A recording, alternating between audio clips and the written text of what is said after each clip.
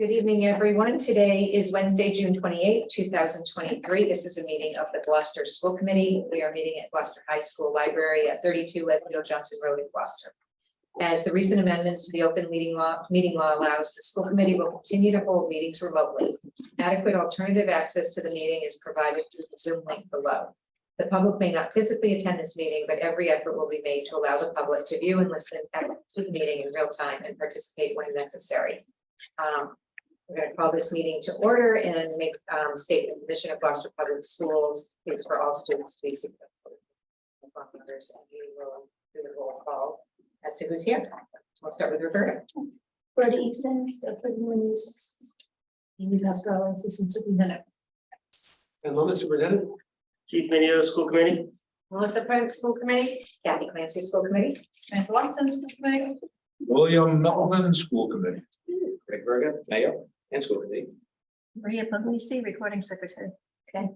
So we will be going into executive session and we will come back out to continue with our open session business.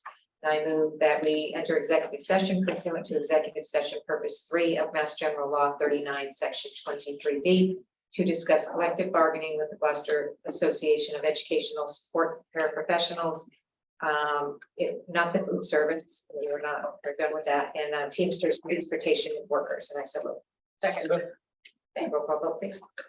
Mr. Minio, Yes. Ms. Prince. Yeah. Mayor Berger, Yes. Ms. Watson. Yes. Chairperson Clancy. Yes. And Mr. Melvin. Yes.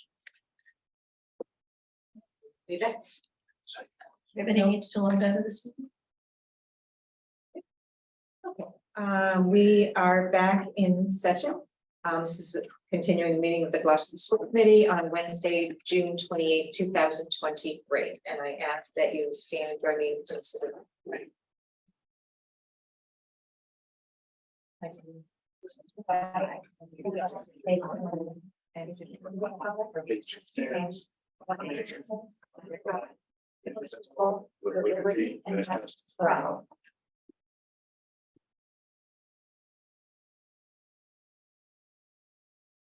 First order of business, next order of business is oral communications.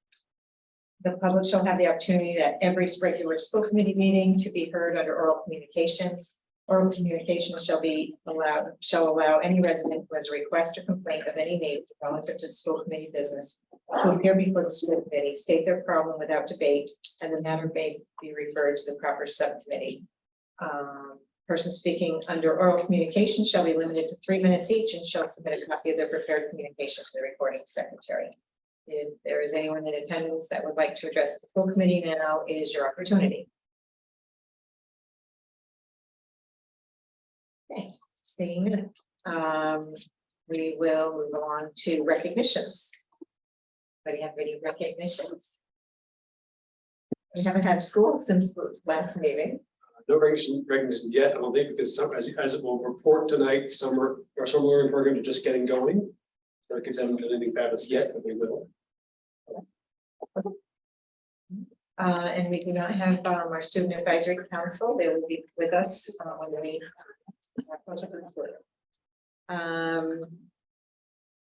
next item is the consent agenda. Does anybody have any items they would like to remove from the consent agenda? I move that we approve the consent agenda. Second. Okay, roll call vote, Maria, please. Mr. Minio, Yes. Ms. Prince. Yes. Mayor Berger, Yes. Ms. Watson. Yes. Chairperson Clancy. Yes. Mr. Melvin. Yes. Okay, next item of business is deliberations on education issues and the superintendent. Over to Let's see here. I think what we're gonna do is go through first of all, hello everyone, good evening, good to see everybody. Sorry about the weather we're having. So we have a million of year student report. Lynn Beatty is on remote, Kate Robertson is here. Then we also have a budget presentation. I have some updates on sort of summer some summer programs that are going on, as well as capital projects that are going on. Need to give you an update on JROTC, and then we also have the then in terms of some actions about my evaluation, and then also the the disposition of the items at both school. So I think we're gonna start with student learning update and then go to the budget. Essentially, then I'll go to these other pieces. So Lynn Beatty is remote from, she's hoping to be at the Vineyard, but not. I think in Framingham, which is a close second. And then Kate Robertson is here as well. So similar. And there's a presentation in your packet, but then also Amy Pascal will show it on the I need screen. to posting. Okay. Hi, everyone. It's nice to see you tonight. Thanks for having us. Kate and I are pretty excited to present our learning report. So I'll hold on till Amy has the screen up and we'll go from there.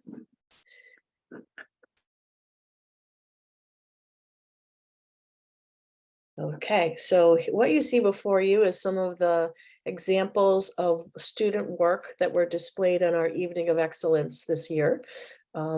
This is a night that we brought back last year after COVID, and it's 2 years in a row, very successful. We changed it up and had kids lead their families through all of the displays in classrooms. There were a bunch of interactive things, as well as displays all over the building. So we thought this was a nice entry to the report. Just as a refresher, these are this past year's school focus areas. We had 3: improving student learning, student engagement, and professional collaboration. And what you'll see in the learning report today is some of our work and the outcomes that we accomplished this year. So we're going to start with student engagement, which we haven't started with before. This data that we have collected is based on the O'Malley Views of Climate and Learning, the VOCAL survey. This is the same survey that the state gives to students at the end of the 8th grade MCAS.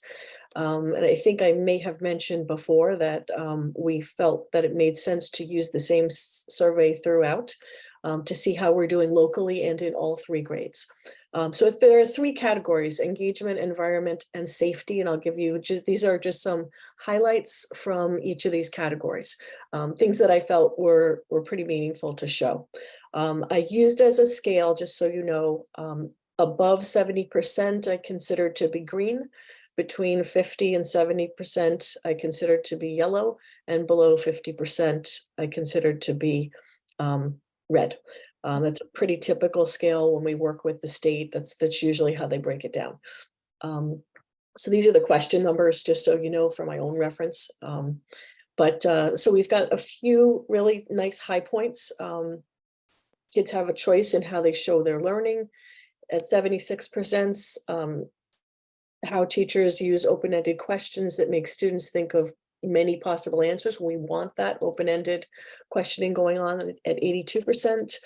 The next one is one of the ones that we see as a red flag, both visually in the red and just because it's a concerning one. And this is my classmates behave the way my teachers want them to. And you'll see a little trend around that this is obviously something we'll be addressing moving forward. We've got some really nice responses around differences. Adults working at O'Malley treating all students respectfully, regardless of race, culture, family, income, religion, sex, or sexual orientation at 88%. Students are being open to having friends from different backgrounds at 93%, and teachers promoting respect among students at 87%. Unfortunately, we then dipped down a bit with students' respect for one another at 67%. The questions about differences, there are several more questions that all were also a nice high rating for us. So that was good information to see. From the environment, it's instructional, mental health, and discipline included in this category. We see that teachers are setting high expectations and that they believe all students can do well in their learning, both of those at 89% from all 3 grade levels. And the things that I'm learning in school are relevant or important to me is one that we will need to work on, making those connections to what students do at home or outside of school and how what they're doing in classrooms relates to that. The next 3 are related to, the next 2 are related to emotional connection. If I need help with my emotions, effective help is available. That's at almost 80%, 78. And our guidance council, our school offering guidance to students on how to mediate conflicts by themselves at 80%. Then the next one has to do with rules and discipline. School staff are consistent when enforcing school rules, and that's at 86%, which, I'd like to see that a little bit higher, but that's a nice solid response there. And then students have a voice in deciding school rules. Clearly, we have some significant work still to do with that, despite some of the efforts we put in this year.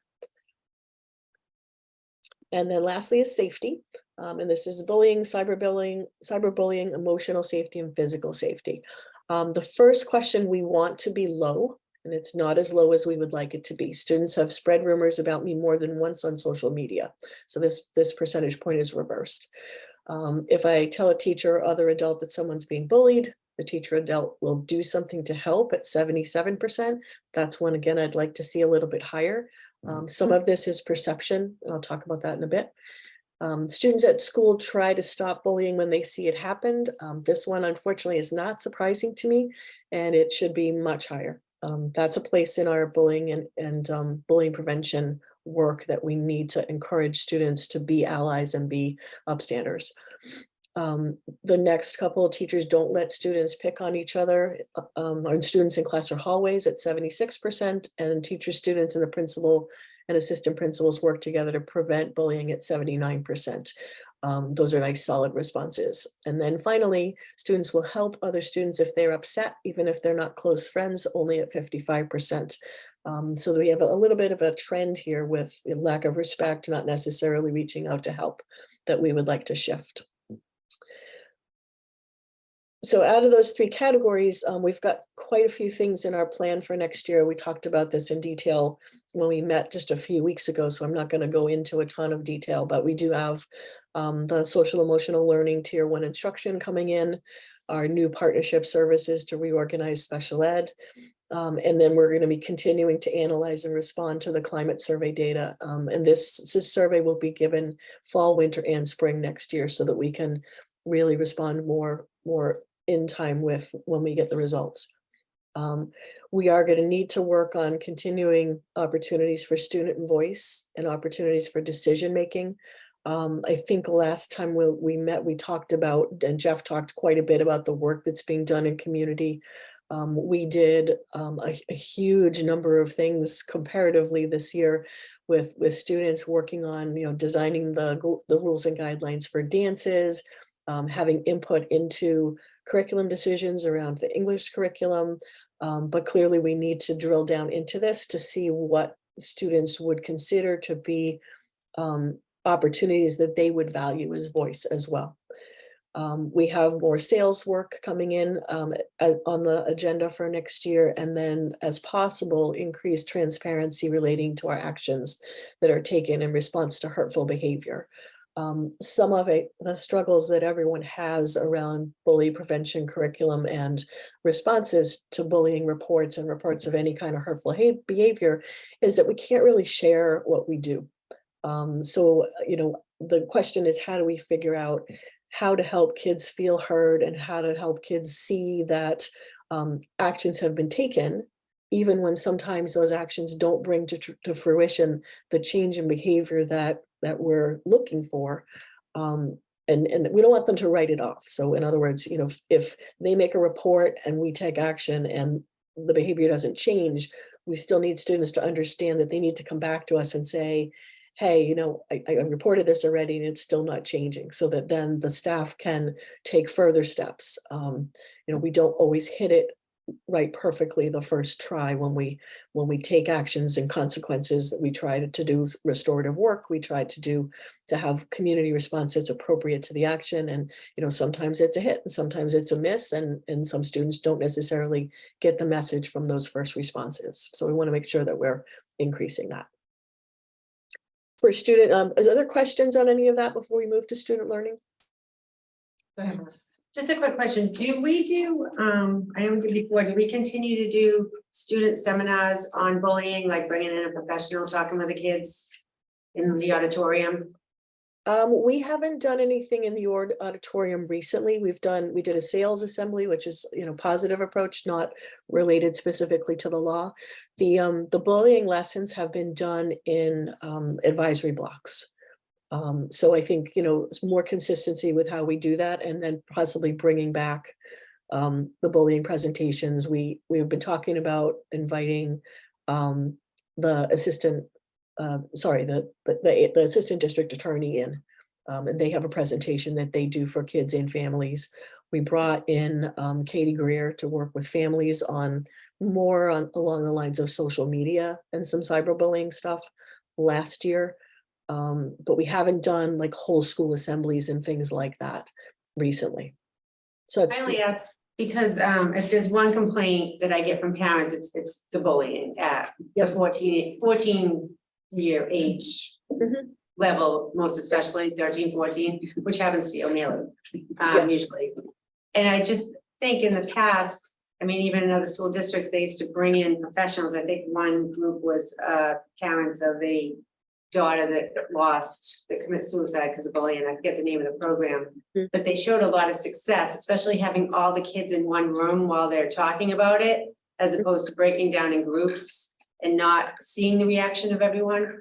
I just was curious why we haven't done that, unless the answer is COVID. Then I get it. Well, go ahead.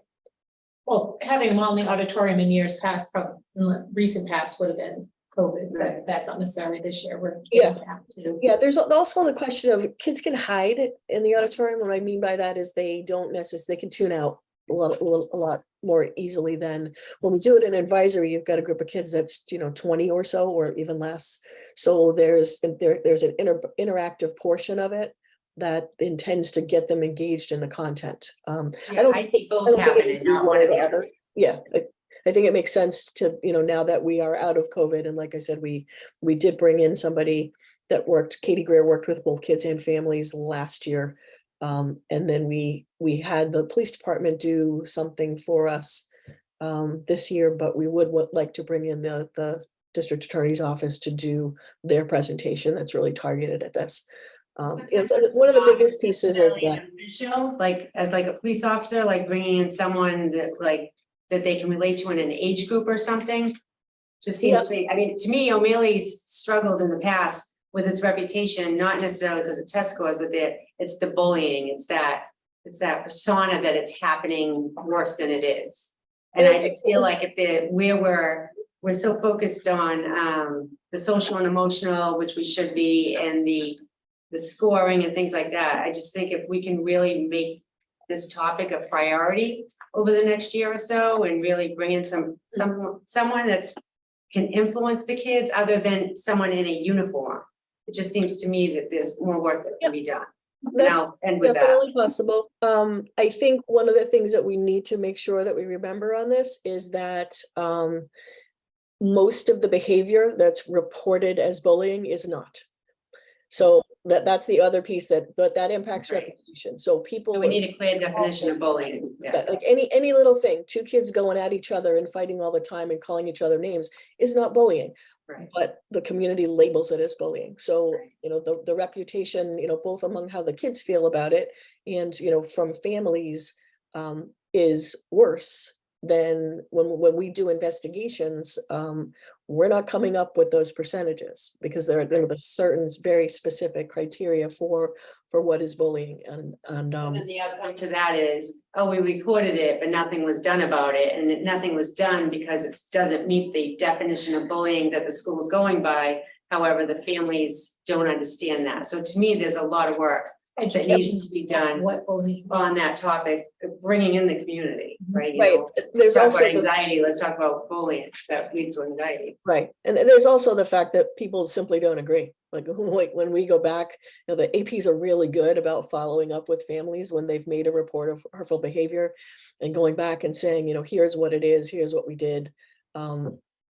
People don't necessarily like the responses. So, kids in middle school are going to do hurtful things. Their job to some extent as middle school kids is to make mistakes, and they're impulsive. And, we want them to be able to work together to do conflict resolution. So some of the other pieces that are on the docket for next year, bringing in the ADL for No Place for Hate. And the second part of it is bringing in the peer mediation, the ADL World of Difference, peer mediation training that we're doing. So I think all of these things combined are going to be helpful to changing the course. It's really understanding what we're talking about, understanding how to take ownership of it. The survey results that I showed where kids don't step up and help each other, kids don't help each other when they're upset, those percentages being low, like that's, the bullying aside, that empathy for the community, having a place as a community member is really important in order to make change on any of this. Thank you.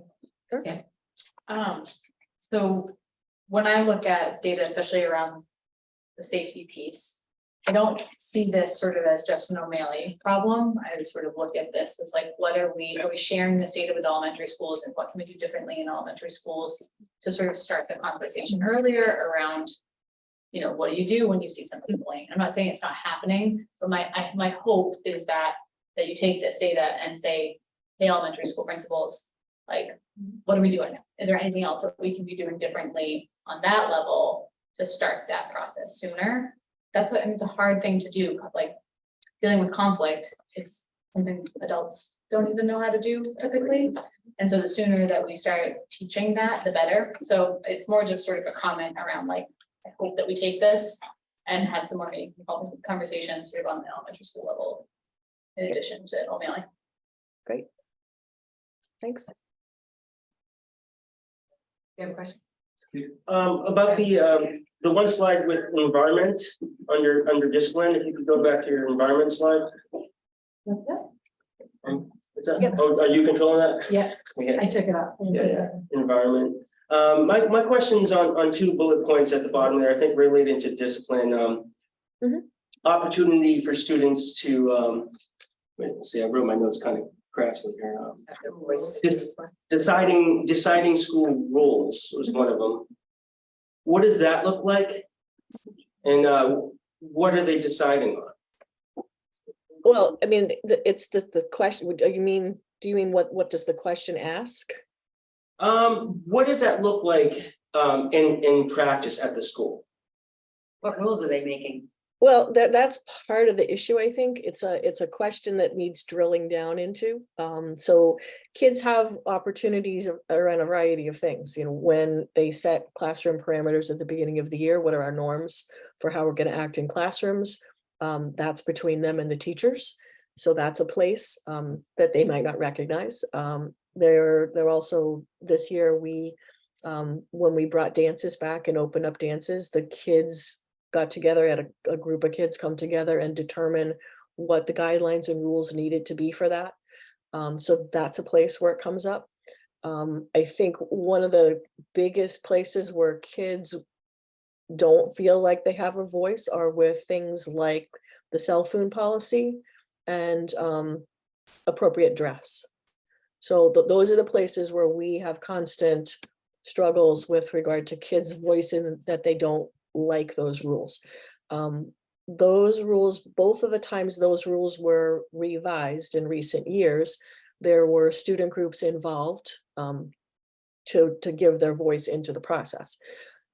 How far you'll ever get with that, I'm not really sure. I don't know how many kids would ever say that they like the cell phone policy. So, there's a piece of this that, again, we need to drill down into it. We have a question that students are obviously saying they don't feel like they have a share in. So then the question is, what would it look like for them to have that participation that they're hoping for?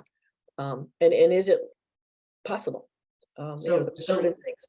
From what I get from the 43% is that they recognize that they're not the ones deciding the rules. Why is that question even there? Why would you put it on the kids to decide these things? It's one thing to have their input and get their feelings on it and make decisions as administrators for the rules, but I think that suggest that they have a decision in how the rules are applied is a whole nother matter. I think, just what you just said, question, we have a voice to decide this rule. You said have input. Right, no, I'm saying that would be appropriate to express their opinions on these things. That's the question asking. Deciding a voice in how the administration decides school. No, and what the school board is. No, right. So you're essentially saying you could adjust the question here to say, have a voice in how the administration decides schools, to make it clear that it's the administration deciding.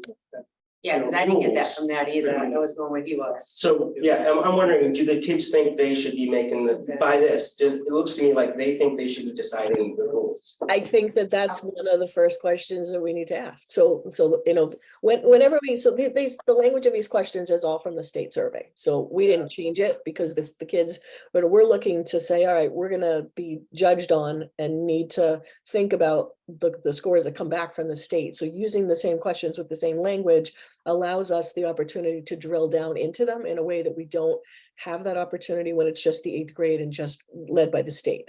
So now that we have this result, we could go back to kids and say, what did this question mean to you? What's your expectation? What would it look like? How much do you understand about how, for example, the handbook is built and how those rules are set? So, being able to take this, these questions and answers are not the be all end all. It's always about taking a look at the results and saying, all right, do we have more questions based on these responses? And that's a big one. Yeah. So a lot of the problems with behavior occur in middle school, of course, because they're going through the beginnings of adolescence and, hormones are developing and all these things. So there's a lot of angst. Sure. So maybe part of the problem is they think they have more power than they actually have. And that's, yeah, there's a maturity piece too Yeah. around, one of the things that we frequently hear about the dress code policy is that it's biased against the girls. And we worked really hard 3 years ago, I think, or so, to come up with a policy that's not. However, if you're a girl and you get addressed because of something you're wearing that you don't see the boys wearing, for example, crop tops are one of those things that boys used to wear. They may come back. They're not currently in fashion.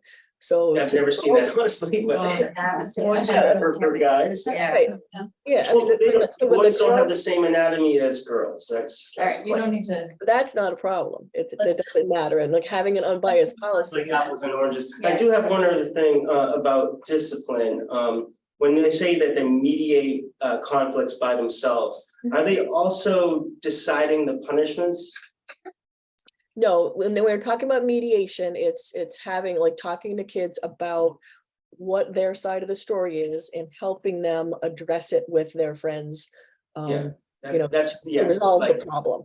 that sounds totally appropriate. I know of situations where a student was asked what the other student's punishment should be. So I just wondered if it was actually district-wide or a particular. No, that's not something that we Yeah. recommend. We will sometimes ask kids what would help them feel better. So when we're talking about, are you going to meet with the kid? Are you not going to meet with the kid? How do we bring you back together? When someone's been hurt, whether it's a student or an adult, one of the questions sometimes is, how does this get repaired? What would make you feel, what would make you trust the person again? What would diminish the hurt in some ways? So sometimes that will come up in the conversation. Okay, all right. Okay. Okay. Move on to the learning. Right, student we're gonna questions. switch over to Kate. All right, great, thank you, everyone. Hi. So just a reminder, so I know we were here a few weeks ago presenting on our school improvement plan. And I just want to remind you, our focus has been really on our tier 1 curriculum. That's the curriculum that every student at O'Malley receives. That we have been going through. We did our English curriculum review over the past 2 years. This past, probably first half of the year, more than half of the year, we piloted 3 different English programs. And then we selected and started implementation of Amplify at the end of February. So we're looking at data when we go through, so I'm going to present to you the English data, sort of our overall achievement for the, looking at the fall to the spring, then what our growth was for English, and then we're going to look at our math data again, what was it in the fall to what it is now in the spring. And just keeping in mind that our focus has been that curriculum that's in that tier 1, which every student receives. We're also in the process of reviewing the math curriculum. So we have chosen 2 programs to pilot in the fall. We'll be looking at sort of the first term, hopefully having something picked by around Thanksgiving. We're going to be looking at Houghton Mifflin Harcourt into math for the first part of the year, and then Amplified Desmos for the second part. And through that process, as I had mentioned before, we came up with our instructional vision for teaching mathematics, which I put at the end of the presentation for your reference, just to remind you. But we're going through this transition, and you'll see the scores sort of reflect that story of us working on that curriculum for all students. That's that tier 1. And then once we go through our English and math data for all students, we'll look at our intervention data, specifically looking at the growth and how the growth of students in intervention compared to students who were only receiving our current tier 1 curriculum. Right. So the next slide, we have some essays hanging on the wall at the Evening of Excellence. And then we'll get into our 6th grade data. So this data is based on the STAR 360 benchmarking that we do through elementary through middle school. They do it at the beginning of the year, middle of the year, and around January, and then they do it at the end of the year. This year we did it the end of May, beginning of June. And what you can kind of see in the colors, we did have a little bit of growth for our meets and exceeds. We had a 4% increase from our winter benchmark, which I was here to present to you earlier this year. There was a 5% drop in the not meeting expectations. Now, this is based on the STAR 360. It's a predictor for how we do on MCAS. So those categories of not meeting expectations, partially meeting expectations, and then the meets and exceeds are the same categories in the MCAS. So there's this whole algorithm that the computer does to sort of predict. It's a fairly accurate predictor of how we will do on the MCAS. And just in terms of the percents, the program did round it to the nearest whole percent. And so there are a few cases where you'll see it's off by 1% because they rounded to up. And then, 1 down, and so it doesn't quite equal 100, but that's the data that STAR actually spits out to us. So I just wanted to put that out there before we're looking at them and they don't add up.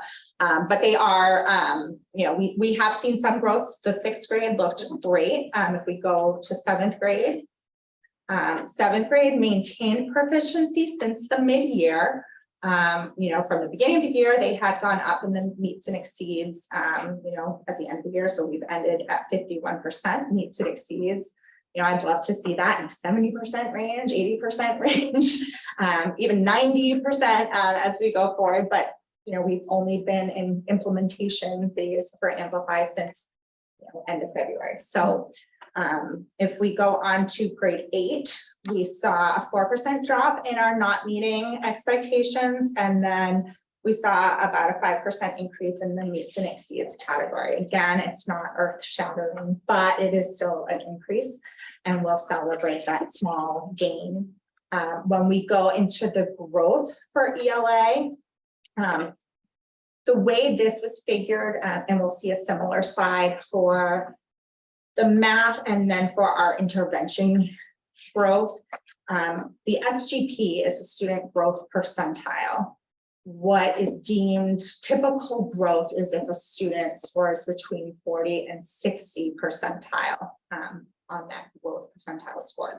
It's looking at how a student improves compared to other students and themselves in a similar score range on the previous test. So this is an SGP calculated for the whole year for this English, for the English STAR. And so it's the growth from fall to spring. And we have 67.2% of our 6th graders were accelerated growth, which means they had an SGP, student growth percentile of over 60 percentile, or typical growth, which was in that 40 to 60 range. You know, again, I'd like She's to putting see that. typical and accelerated together. Oh, okay. We want students to make at least typical to accelerated growth. We don't want the low growth.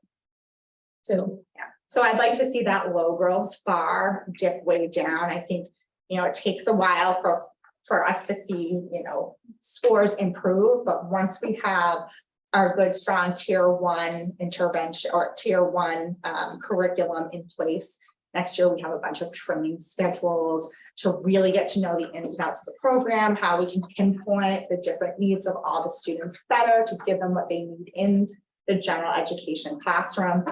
We'll also be able to refine our, you know, who goes into our intervention classes.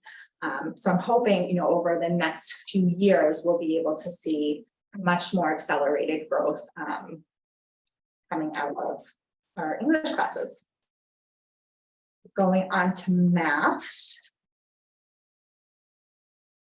We have in grade 6, so the math scores didn't have as much improvement as the ELA. And as you know, we're still in that process of, you know, starting a pilot in the fall. This is kind of our story as, you know, one of the reasons why.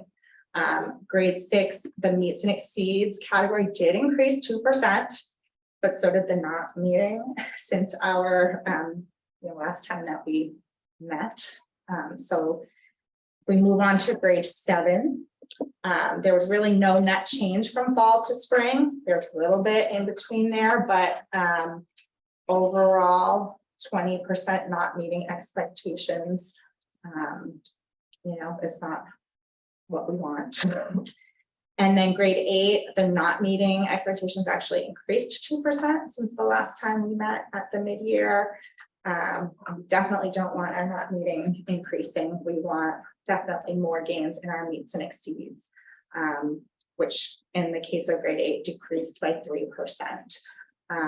You know, one thing to point out is that the test is a moving target, so it's not like we saw, like, you know, you'll see in the growth, like there was a little bit of growth going on, but you know, the score that they got in the spring would have to be a higher score than it was in the fall to maintain a proficient score or an exceed score. But we obviously want much higher gains. For the growth in grade 6, and again, I'm combining just the totals. We want that accelerated or typical growth. We had 60% of our students scoring in accelerated or typical growth.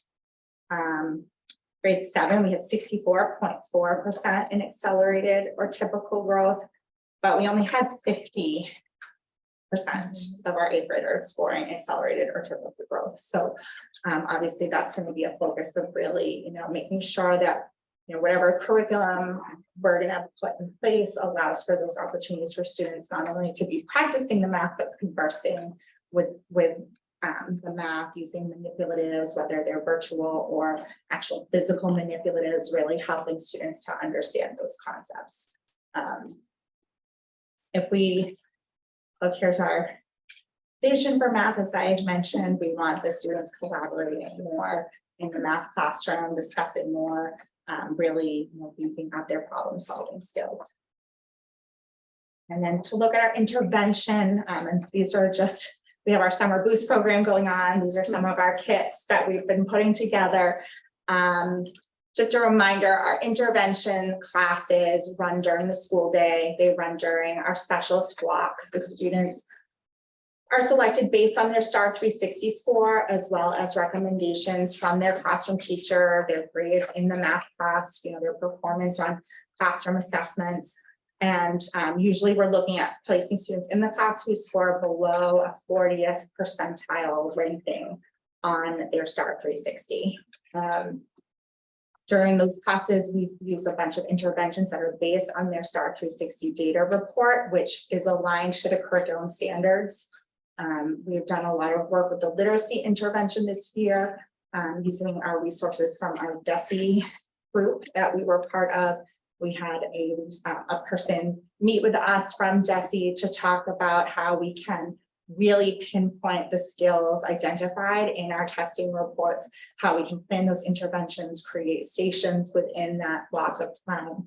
We also look at scaling those practices to our special education classes that meet in the academic support block, as well as our L classes that also have academic support, to really look at how we can use our data to pinpoint what the kids need exactly, and then have them have different stations to practice and have one-on-one time with the interventionist to be able to really refine those skills and see progress. So we'll now jump on to some of the progress. One good question about that. Oh, sure. Would that be considered, like, what tier is that class considered? That would be considered tier 2. Okay, what's considered tier? So tier 3. So tier 2 is extra practice, more individualized. Tier 3 is more significant and more frequent. Tier 3 can be special ed, it's not always special. Tier 3 can just be something that is more intense of an intervention. Also can be specialized instruction, specialized instruction, so, certain folks are trained in special programs related to literacy often, and so it can be that, and that sort of specialized instruction can be for students with disabilities or general education students. And is there like a hard and fast rule? And I'm gonna guess not, but like, so you stay in tier 2, this class. At what point do you sort of say like, okay, this is, we need to move on to tier 3? Yeah, so we're constantly monitoring. So, I mean, ultimately, we like to be every 6 to 8 weeks, really testing and having conversations, looking at the student, are they meeting their benchmark? Are they ready to exit out, or do they need something else? Yeah. So those conversations do happen. They happen roughly once a quarter. So it is around that, 8 to 10 week time So period. frequent enough. Yes, So and that then the we movement have the, happen. the team meetings in place at the, the grade level meetings. So if we see a kid who is not making progress in intervention, then, that might be something we bring up to at like a child study type of meeting, where we look at, okay, well, what else can we do? Do we need to, get, something else put in place? Maybe, maybe it's not an academic concern. Maybe it's a social emotional need that they need, something else that the school has to offer them. Can I follow up on it? Yeah, sure. So just doing the math real quick. Say the first 2 months, the first 8 weeks, they're doing tier 1. Then there's recognition that they need tier 2. So now you're in month 5 before you're trying to determine whether tier 3, if you're saying they're evaluated, which is So what we do, 3/4 into the way of the school year. And like, that's why we're not seeing growth if we're not identifying early enough. Is my question. yeah, so like right now, I mean, we've already looked at the end of the year data in terms of placing the kids for the fall. So I mean, we'll be looking at, there might be kids we have to put in based on like initial data that we get in the fall, but we're always using the most relevant data. And sometimes something happens. Sometimes, a kid has held strong, as they go through elementary school, concepts are a lot more concrete. When you get into middle school, they're learning a lot more abstract. And so sometimes different issues don't come up until they're in 6th or 7th grade, just because, whatever's been working in that tier 1 instruction has been working. And sometimes the tier 2 instruction happens in the general education classroom as well. So just because this is like a pull out intervention that happens for 1 term, that doesn't mean that things aren't happening during Flexbox, with our Amplify program in particular, every, 4th day, or, it might be on day 4, it might be on day, 16, or it might be on day 8, teachers pull the data and give the kids what I need or what they need, like on that, like kind of like that what I need block, a win block, but they have it in the classroom. So there's a constant sort of using data to give kids what they need on a rotating cycle within the general classroom. Well, that's a question. So given the percentages, do we have enough intervention classes? Is this, to me, if we have 200, it's on average per grade, and significant percent is not meeting. So that's hard to judge now, because our tier 1 has not been in place at O'Malley. Fully in place.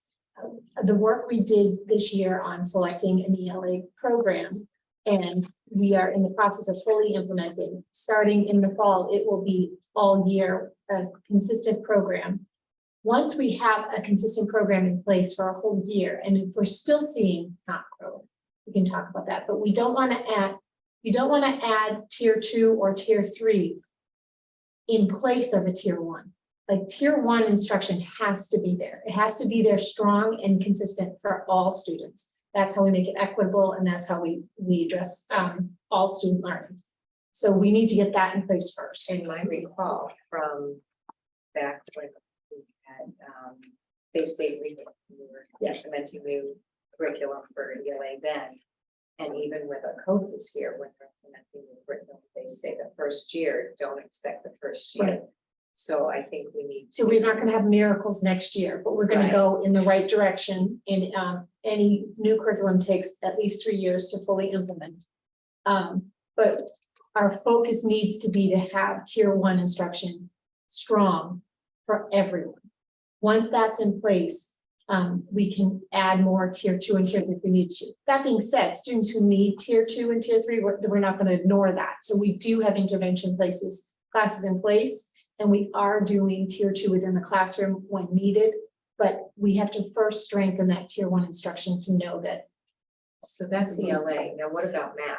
Yeah, let me just add a little, and also answer your question about that. I'm just gonna add one more thing, which is,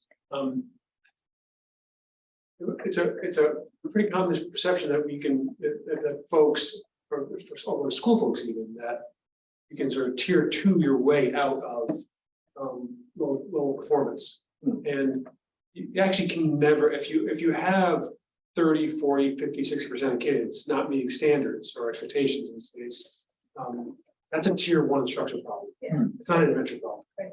It's what it's saying is that our tier 1 instruction, again, remember, tier 1 instruction is not for some kids, it's the everyday instruction everyone gets in a regular curriculum, okay? Right. What it's saying, if you have that many kids not meeting expectations, is you have a tier 1 problem. You've got to make that curriculum stronger, you gotta make the instruction stronger, you gotta make the practices around how teachers collaborate and the data they use, what they do with that data and how they respond stronger. And that's what we're, we're on that path. And certainly not there yet, in various ways, but that's the thing, because ultimately, as your tier 1 instruction gets stronger and stronger, you actually have fewer and fewer kids who need tier 2, even tier 3 interventions. That's what we're in the middle of. So this data is saying we're doing the right thing by looking at our math curriculum and piloting new, and by implementing a new ELA curriculum, because we need to fix tier 1. That's the first step. So I'm trying to follow around this and it's making sense because I didn't think of it that way. However, what do you say to the parent of a child that getting the tier 1 now, which is new, right? They've fallen into a tier 2 category, right? You're not seeing more improvement. Are you saying the solution is to improve more tier 1 for that student No, to help so him? If we're talking about we have to make tier 1 stronger, I get that.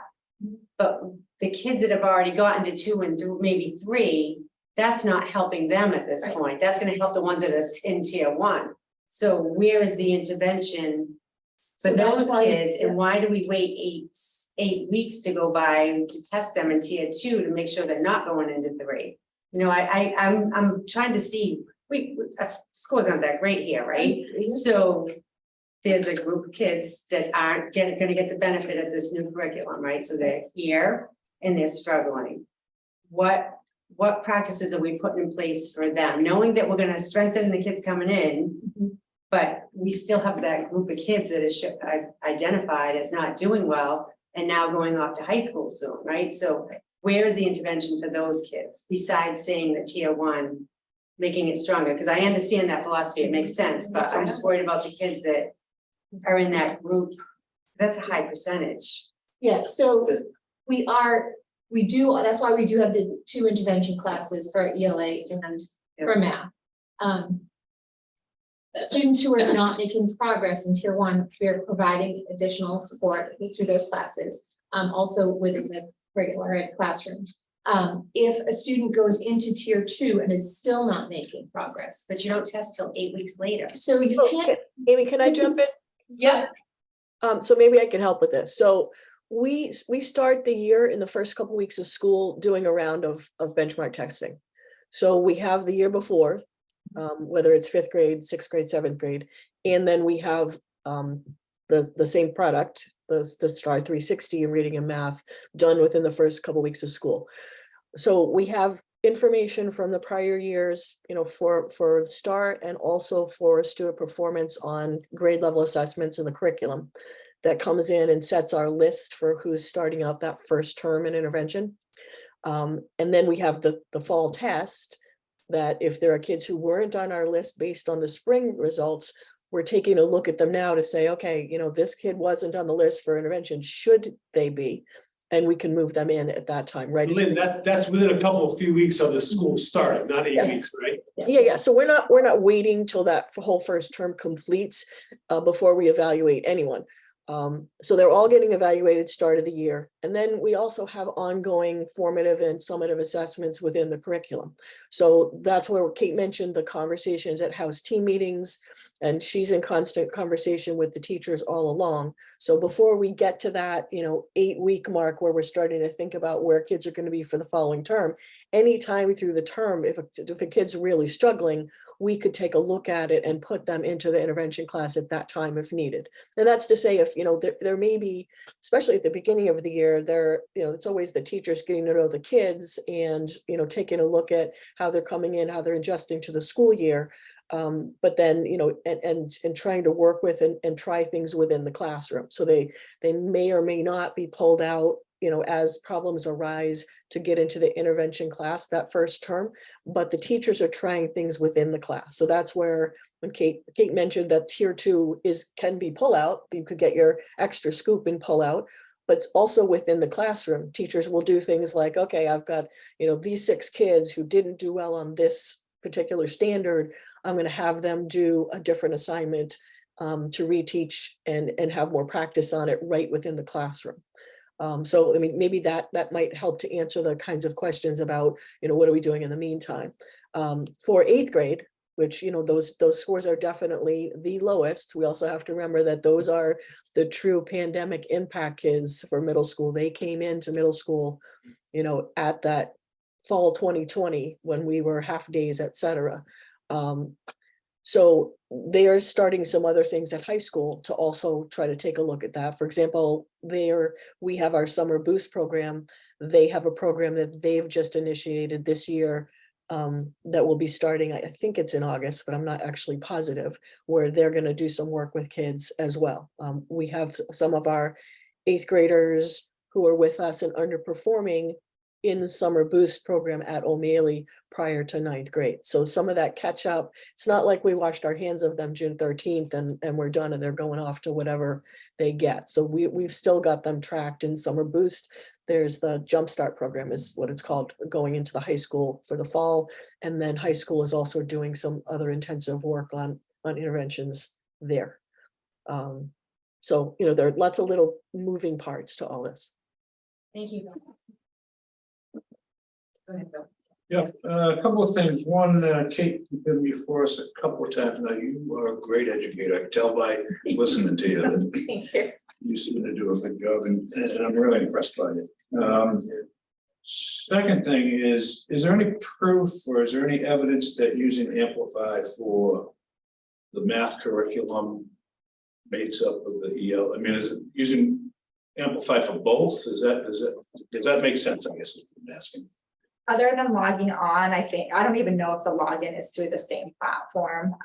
The teachers chose Amplify for math to pilot because they have a great online manipulative program, which they have supplemented a little bit with, but there's a lot. ELA has been so impressive using that platform. But no, there's no. Good. I think would like it because it's one login too, but Yeah. other than that, we're judging it on the curriculum. I'm for everything myself. Wit and Wisdom, I was so impressed by Wit and Wisdom. I'd like to learn a little bit more about Amplify in the fall. Maybe a quick presentation on Absolutely. Amplify and what that's all about. The other thing that I wrote down is, you know, I don't think we can discount the fact that there's probably a dotted line between some of the low scores of the not meeting expectations to some of the things that we talked about at the beginning of the session, which include, you know, do students see value in what they're learning? Does my classmates, you know, do the students respect each other? You know, it's a la land if you think we're going to get that percentage down to zero of kids that are, you know, going to struggle in certain stuff. But I think there's a tie in there. You know, if kids see value, if kids respect what the teachers are saying, if kids are, you know, all those things, I wrote down every one of them that scored below 70%. And if we work on those things and improve those things, maybe that helps. I'm certainly not an expert on discipline or any of that stuff, but That's why when schools build multi-tiered systems of support, they don't just focus on literacy and math. They also focus on the social emotional learning. So making that response in those programs in our instruction more robust with that is the third prong of the tiered support program. And our kids need it. You're absolutely right. That if they're not feeling good about themselves, about school, then it doesn't really matter how good our curriculum products are. totally agree with that. And as a kind of someone that, you know, sometimes when it comes to these discipline things, you got to personalize it a bit. I always think back to when I was a kid, I could have a tendency to maybe bully kids once in a while. And it wasn't until someone said to me, hey, you know, what's wrong? What are you doing? That I finally thought, oh, you know, bringing someone in to speak to it, just like Lynn said, I could easily get lost in an auditorium with 400 kids and not, you know, put any value into what anyone said. But someone coming up to me and saying, hey, you know, why don't you get your act together? You know, that will probably help me more than anything. But that's it. But very impressed by you, and I'm really. Last thing the proof is in the pudding. 2 years out from now, if the scores are still the same, then there's going to be an issue, and we'll figure it out then. But I really think we need to give this some time and work through it. So, thank you very much. That's my speech. From looking at the math scores for 7th and 8th, it's approximately a fifth of the student body for that. Is that essentially? It sounds to me like that's like a whole class of kids, right? Like how many classes are there for like each grade? For like the number of math classes. Right, like how many groups classes? That might be a list. Student body Like in for the terms 7th of grade. math classes. and Like a stuff. fifth of that would that be 20 kids? You know? I'm not sure I understand what the question is. So I'm saying, okay, if the fifth of the 7th graders and the fifth of the 8th graders are not meeting math expectations. Yep. How many students is that? So there- like we've got about like between 200 and 225 in each grade level. Mhm. You're talking about a fifth, you're talking about 40 kids at a grade level. Yeah, so essentially a couple of classes worth of kids that Yep. need 2nd tier at least. Well, it depends. I mean, you know, again, as Amy described, like if your tier 1 isn't in place, you could dump hundreds of thousands of dollars into tier 2 and you're still going to keep having the same problem because your basic curriculum is not in the right place. So that's where we focused all of our energy on these last couple of years, is getting all of those things in place through research and data collection and curriculum analysis, and starting to pilot and implement programs that are solid. They're highly rated, they're evidence-based, so that our starting point makes sense. When you start there and then move forward into, okay, you know, the expectation is that now we've got that in place and it's solid and we're well trained and our instruction is effective, then the groups of kids who need that tier 2 should shrink. So if we, you know, we sort of did this, I won't say backwards, but sideways. We had funding to put a tier 2 program in place before we had finished establishing a solid tier 1 program. You know, the recommended way to do it is get your tier 1 ducks in a row and then look at what you need for tier 2. But you know, we had kids who were underperforming at a significant level, and we had funding, so I didn't want to wait. Yeah, I understand there's a transition period Yeah. to develop the new math curriculum. Yep. But in the meantime, kids are graduating from middle school, and for me, I think, you know, there's two huge groups of kids, essentially, two classes of kids that maybe if we concentrate on those kids and develop those as, you know, rather than say like, my problem is like, there are kids that are meeting the expectations or exceeding the expectations. How much does this, you know, interfere with their learning? And then how much are we failing that fifth of the kids in those grades who continue on to high school while we get our math curricula tier 1 in order? I think there needs to be like a transition plan that would address these immediate problems and stay student focused rather than like worry about like how our curriculum is established. Well, in the that's long why term. we, There's like that's why we mixing worked on long-term tier 2 goals at the same versus. time. That's why we worked on tier 2 at the same time. Because if Yeah. we hadn't implemented the math class this year or the literacy class the year before, you're absolutely right. We wouldn't be addressing those kids who have the significant need now. Those 7th graders last term are now going to be 8th graders. And if we're not ready for them to become high schoolers, I don't think we're doing what we need to do to help those kids. We've been on the committee for a long time, and I will just give some historical perspective. There's been a lot of effort at the elementary school for many years, and this is exactly what needs to happen at the elementary in terms of getting everybody on the same curriculum. We're now on the second ELA curriculum. So the first adoption made improvements, and now they're leaping again. It took quite a while for that to happen. I will also recall that in terms of capacity around curriculum instruction, I don't think until Greg took over as the assistant superintendent did somebody really dig into what are teachers using, what is consistent, what is working. Let's try to analyze, and then we brought the data practices in, and it is hard work. We didn't have a K at the middle school, and I, unfortunately, there's only so much capacity, because I remember, why can't we be doing this? I'd ask the previous superintendent, he'd be like, we can only ask so much, and we only have so much capacity to kind of guide the work too, because Amy's involved K through 12, right? And we need Amy, or we needed Greg Bach to be doing that. So it's very all-consuming work. And so as much as this is, we'd like to see better scores, we at least have, over the past year to 2 years, have been laying that groundwork that we did the same methodology, getting teachers involved in picking curriculum, analyzing data, professional development, really reviewing practice. So I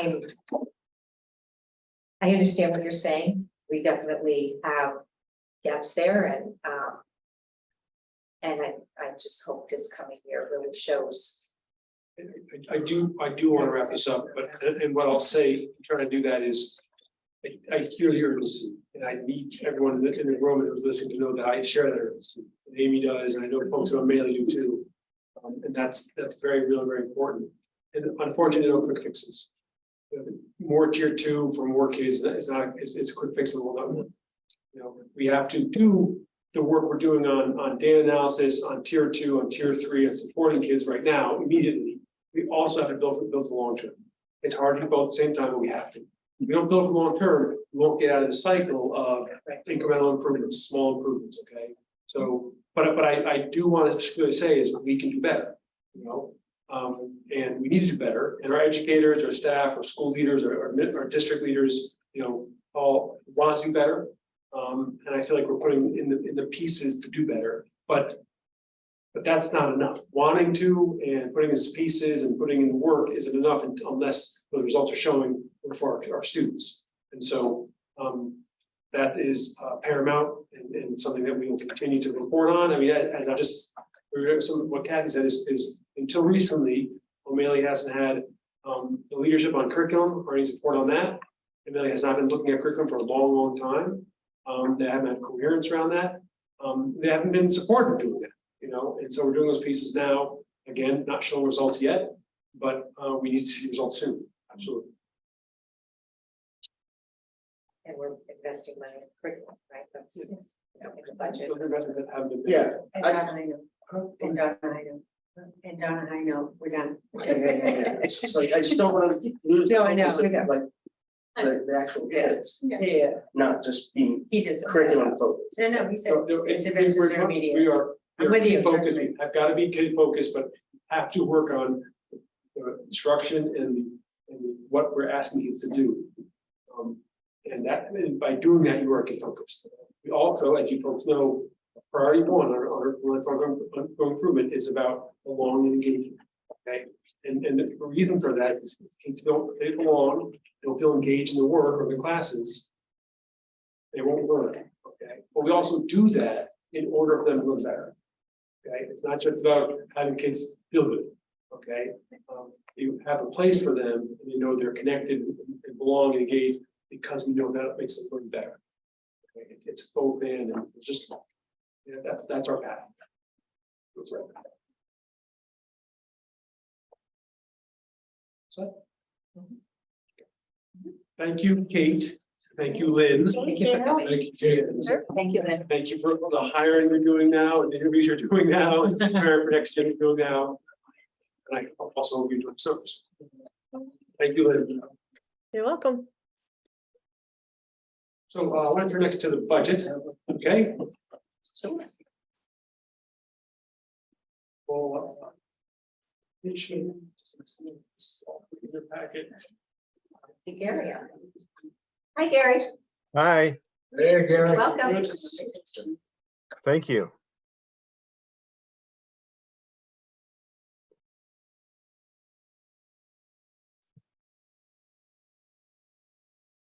Right, so as all of you know, we've been working on finalizing the budget.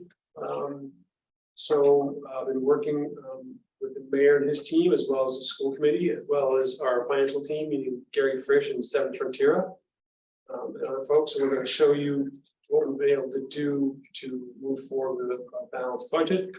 I do want to sort of, so we've made a number of changes in order to finalize the budget. I'll explain those to you in a moment. I do want to remind folks that we've had significant in FY23, significant special education costs above what was budgeted. Okay, so, and that impacts what we're able to do in terms of finalizing the budget. So I want to just remind folks of that. You know, this is to the tune of $1.4 million above what we budgeted for FY23. You can see how it's broken out across district transportation, special education, contract services, and also tuition as well. Here. So now, as you remember, there was a gap between my recommended budget and the mayor's $603,000 difference. So we knew we had to close that. And we went about it a variety of ways. First of all, the mayor made available to us $300,000 in terms. So sorry, let me back up. So in order to address that gap, we looked at three different sort of approaches. Okay, three different things we did. Okay, and I'll go into detail about that. One, working with the budget, the city to close the budget. Okay, and we also, so in order to make these budget adjustments, it allows us, what we're doing here, sorry, let me slow down here. What we're doing, what I'm about to show you, we've been doing, allows us to do a few things. Close the budget gap for the city, okay, be in compliance with our ESSER funding, okay, and then provide sufficient funds for added tuition for FY24, okay. So we've done that through prepay. We're going to be doing through a combination of ways, which I'll describe in a moment. So there's sort of three major buckets where we adjusted things. And that's through working with the mayor really and city council here, working with operating changes of our own budget, and then transferring extra dollars from FY23 to FY24. That allowed us to close the gap of $600,000, plus also made $644,000 available for our budget for next year. Okay, I'll explain what that means in a moment here. So I'm going to first look at the first two here, the grease traps and deferred payment of buses and the operating changes. So working with the mayor's team, we're able to move $300,000 off our operating budget. Part of that is grease traps, and part of that is the deferring a first payment on the used buses. Okay, that's $300,000. You see, there's 138 here on the second row. Part of our reduction in the transportation costs are also maintenance supply costs that are also on our operating budget. But the city's helped us out, which is just about $300,000, taking one-time costs off of our operating budget. Made some building-based reductions in $290,000. That's our supplies, some technology. I think one special education position. We also reduced 3 FTEs in special education. That's 2 teaching positions and 1 paraprofessional. And those are tied to not needing those certain level of service and programs based on our student needs. Based on our student needs and IEPs. We had more retirements than we reported to you a couple months ago, and that always happens towards the end of the year. So that's a number. Our retirement savings always is adjusted here at the end. We're able to do that again. Probably the most significant one here is reducing our special education. This specific one is reducing our special education contingency from $500,000, which is sort of the typical amount, to $250,000. And then we also moved ESSER positions. We deferred moving ESSER positions to the operating fund. So we had 6 positions. We're going to move to operating fund. We're not doing that for FY25. We will attempt to do that as we move into. We're not doing that in FY24. We'll attempt to do that in FY25. Okay. And so the last piece here is prepaid tuition. So we have to reduce prepaid tuition from what we reported to you in May, going from $1.1 million down to $500,000. Okay. And we're doing that for 2 reasons. We need to transfer ESSER dollars to the operating budget from ESSER in FY23. Okay. I'll explain the reason for that in a moment. And then we had revised salary expenditures were higher than we anticipated. When we balance those out between grants and the operating budget, we had to adjust those. So those 2 reductions reduces prepaid from $1.1 million to $500,000. Okay. Because of that, though, we have some because we are moving. While prepaid is lower than it has been in the past, because we're moving ESSER dollars to next year. Okay, that opens up dollars in the operating budget for next year's average tuition. Okay, I'll show that to you in a moment here. Average tuition. So this is just how we're managing average tuition. Okay, and we're doing it through a variety of ways. You see that when the public hearing budget was. Tuition expected for fiscal 2024 is $4.5 million. That still stays the same. We just are paying for it differently across the 2 fiscal years. As you know, because we do prepay every year, we are able to pay for any given year's average tuition using a combination of the prior year dollars and then the current year dollars. Okay. So where we had expected and reported to you in the public hearing budget, then we used 1.25 for prepaid, okay, and then allocating 1.274 from the circuit breaker funding. We shifted that, and we're going to be using $500,000 for prepay from FY23, and we'll be using an increased amount for circuit breaker funding, $1.4 million. Okay. What that does, it essentially increases the budget for average tuition from 2.3 to $2.9 million, which means we need that amount of dollars, $640,000, your operating budget, of more in our operating budget available to spend for average tuition. That's the amount that we've been able to clear up with these changes here. Okay, the 644 you see on the bottom, okay, is now available to us in the FY 24 year to pay for this new increase in the FY 24 budget. Okay. This does not affect our bottom line budget. The budget you're voting on tonight is the budget that you expected to vote on. But we've had to adjust through circuit breaker the dollars we're spending, whether it's FY 23 or FY 24. Okay, whether it's ESSER in FY 23 or ESSER in FY 24, and that's what I've been trying to describe. We stop there and see if there are questions.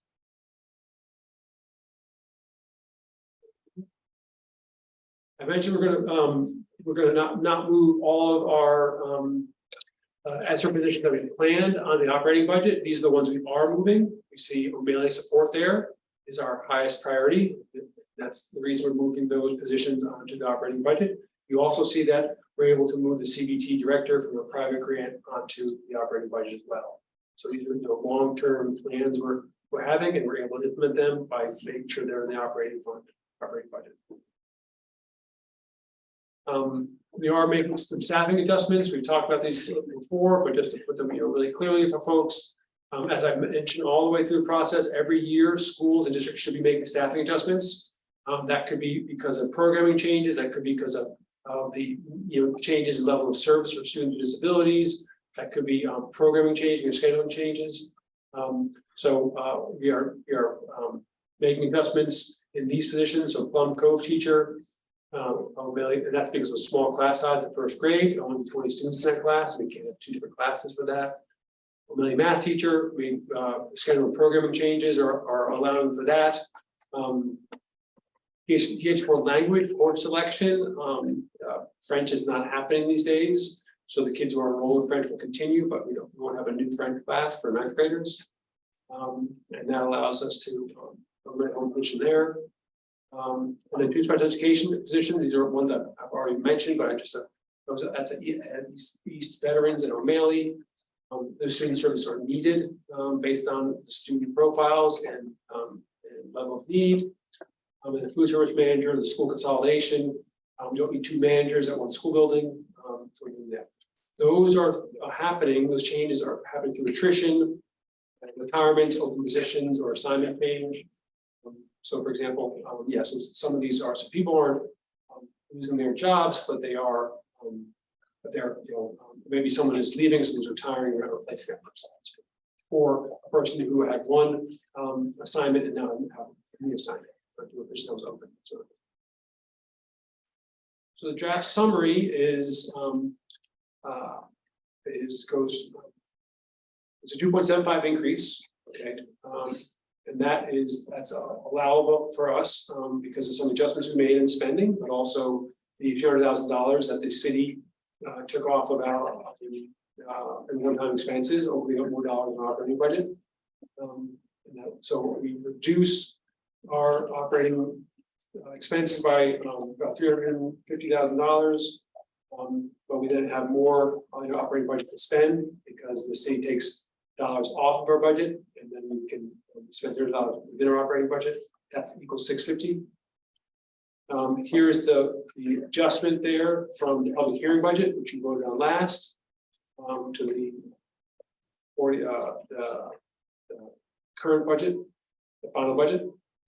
It'll be $49,730,897. There's the difference from before.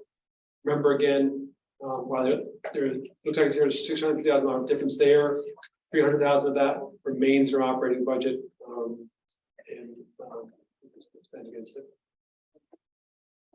That's what we have for the presentation.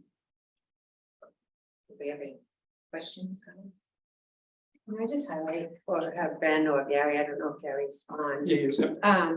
Just the grease trap issue. Yeah. Because there's a lot of chatter on the, first, thank you to administration for working with us to fix those grease trap. But there's a perception out in the community that why can't the DPW just fix them, and why are we spending all this money? So I don't know that the conversations grasp the full need of the grease traps. It's not just putting in a grease trap, it's specialized plumbing, I believe is what Gary said, that leads to the price of. Yeah, one of the arguments that was made at a recent city council meeting was, we don't need grease traps, they last forever. Exactly. Nothing lasts forever. especially a 50-year-old device encased in cement, you know? Yeah. So, I saw some photos recently of it, rather gross, but anyway. 50, I mean, so maybe it was built 1970, I think it's part of the original grease traps, and contrary to what some people saying, they have been maintained a lot better in recent years than prior, but it's at the end of its useful life. Right. So, and $300,000 is the going rate. This isn't just a garbage disposal off of the shelf at Home Depot. Mhm. You know, I just So- wanted to highlight that a little bit because it's the many aren't understanding. right, The- I mean, it's the need or the- industrial equipment, you know, so it's, I guess the average homeowner doesn't think of it that way, you know, we replace the dishwasher, that's what, Right. $300-400. This is, it's a different world, you know, in the industrial world, something that's used quite often, in this case, over the course of the last almost 50 years. And this has been on our radar for a while, so I mean, to Yeah. finally get to it is great, right? So they outlived their life. Yes. So this was a concern before I got here, and we're trying to address it for a few years and getting the dollars to do it. We finally can because of the city making one-time money out of us and stabilize their capital account. It is just by the DPW does so much for our buildings, okay, but one place that they have not, and sort of like, you know, there's a limit there. And the limit has been clearly since they started taking over the responsibility for our buildings, has been specialized, you know, plumbing and utilities related to our food service programs. So that could be dishwashers and that sort of equipment. They don't maintain, and especially plumbing as well related to that, including grease traps. So that's not a new thing. It's the way DPW and the schools have worked, you know, for over 10 years. As either one of our kitchen managers will tell you, that O'Malley GHS, this is something that has been a long time coming. It is certainly, this is about, you know, ripping up the floors and then replacing, removing all the plumbing in there, putting it back in. Some of them have long leads in terms of, you know, how much pipe, and it's all putting it all back in and tiling again. You know, and so it's not, it is, as the mayor described, not just something I can do on my own. Or even the DPW, you know, doesn't have that, they don't do that work in-house. You know, so that's something. Thank you.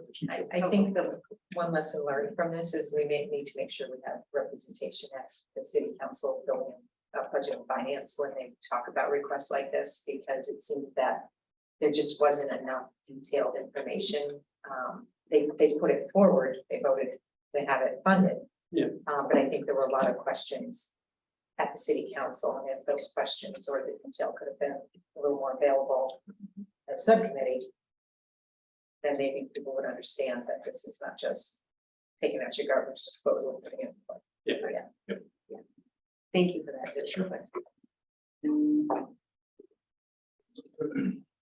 Okay. I just have one comment to make about the budget, knowing prepaid is usually much larger than what this is. And because of the changes that have been made to the district expenses and kind of how we're dealing with closing the gap and finding some more money to put into special education costs. I still feel like we are very, that we have less flexibility for unforeseen increased expenses this year than we did even this past year. This past year went up by 1.4. This coming year, you know, we just need to make sure we keep an eye on special education and circuit breaker, and you know, and as some of those costs become significant, we need to be, you know, highlighting and making people aware that we, because it does, get into the other parts of the budget if we don't keep an eye on it. And we do want to go into the next year with a more reasonable pre-K. I think there's an argument to be made that we could have and maybe should have gone back because of the increases in year increases on special education costs for FY 23.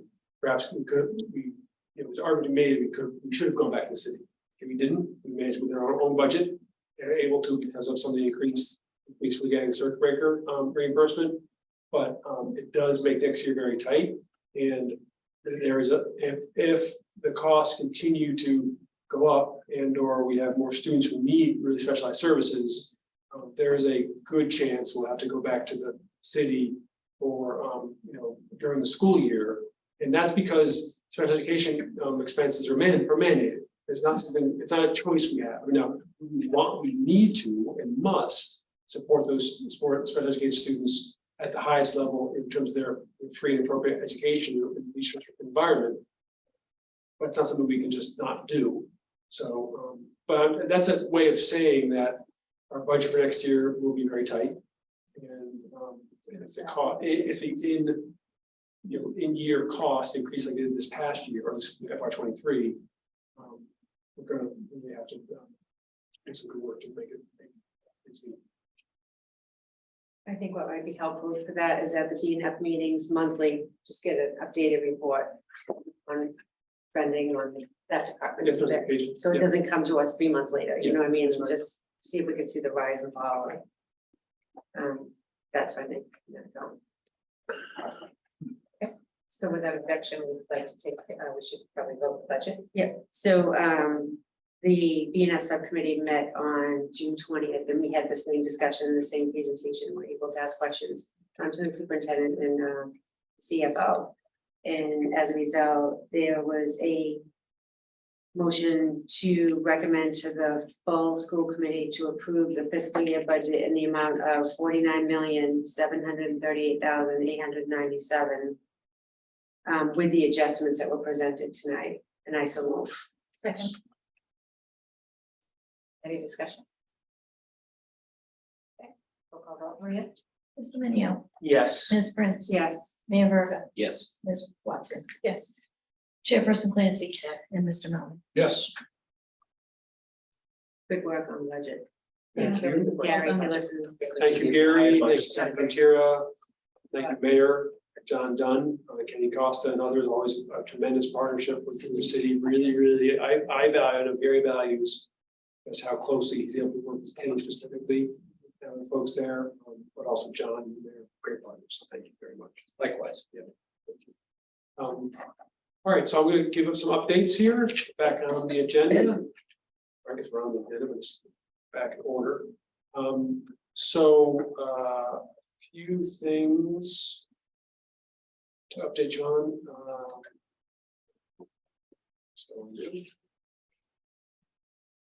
Important pieces, summer capital projects, the RTC update.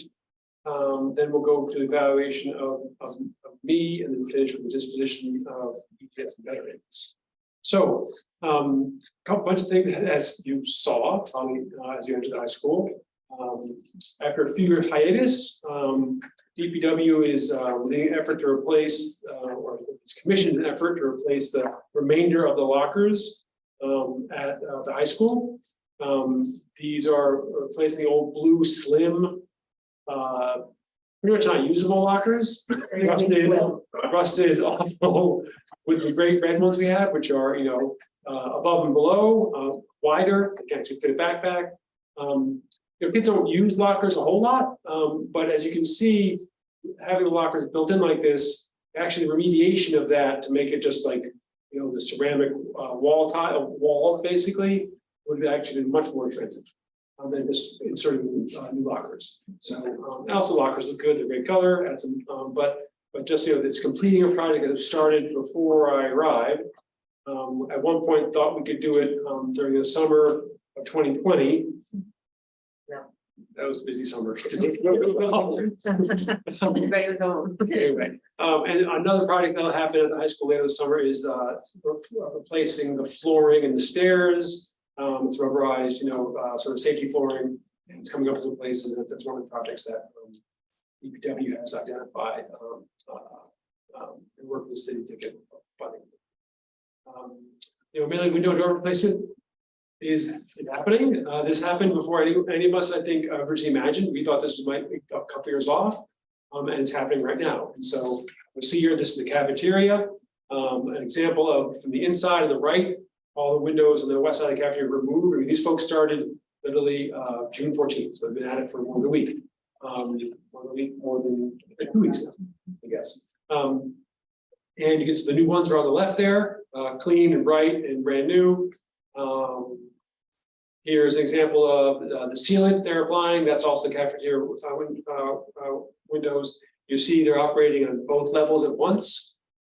Can't quite tell where that's in the back of the school, right there. As you can see the back of the the gardens there. So they're operating on both levels, or these two levels. And they're going around in counterclockwise fashion. We're getting updates daily in terms of photos and everything that's happening. We have a private call every single week on Mondays. And there's a holiday on Wednesdays. And just as a reminder, all the windows in the building will be replaced this summer, including the very large ones in the science center on the bottom floor and the library meeting center learning commons on the upper floor. And what won't be replaced this year are the high windows and this in the ceiling of the cafeteria, the ceiling of the hallways, and also the ceiling of the learning common. That'll be done a year from now. But they are rolling along, and so much great work by the contractors, great communication by the contractors and our project management team. We are going forward. This is we continue to work at Plum Cove and Beeman exteriors. As you know, the intention here, as we set a year and a half ago, I guess it was to maintain both these schools for up to 10 years. Before their next phase comes in. Yeah, that's what it looked like. What's that? It looked like fishtails. It was metallic. Oh, yeah. That's what we were Yeah, going that's for. not metallic, that's bare wood. Yeah. But so the two things are happening, two different projects are happening at both schools. So they are repairing some exterior work, and they're also really the painting, but in order to paint all the surfaces, you've got to repair some exterior work. So here you're seeing the sanding of the very worn out or peeling tiles there in the front of the school there. These are all, Plum Cove ones. That's the back kitchen wall, I think stripped down to bare wood. I think then comes adding new shingles. That's what I'm looking for. There you can see upper windows there being peeled and that sort of stuff, or sanded and first thing, scraped, I mean. And then the other piece of not only, so this is happening at Beam as well. The other piece they're doing is also replacing the rooftop units, so the HVAC for the modulars. That's part of the modular project, which was finished last year, but for supply chain issues, we were able to get those in on time last summer. So we always knew and reported to you that that's completed this summer. So modulars are getting new rooftop units. That's good. So good work there.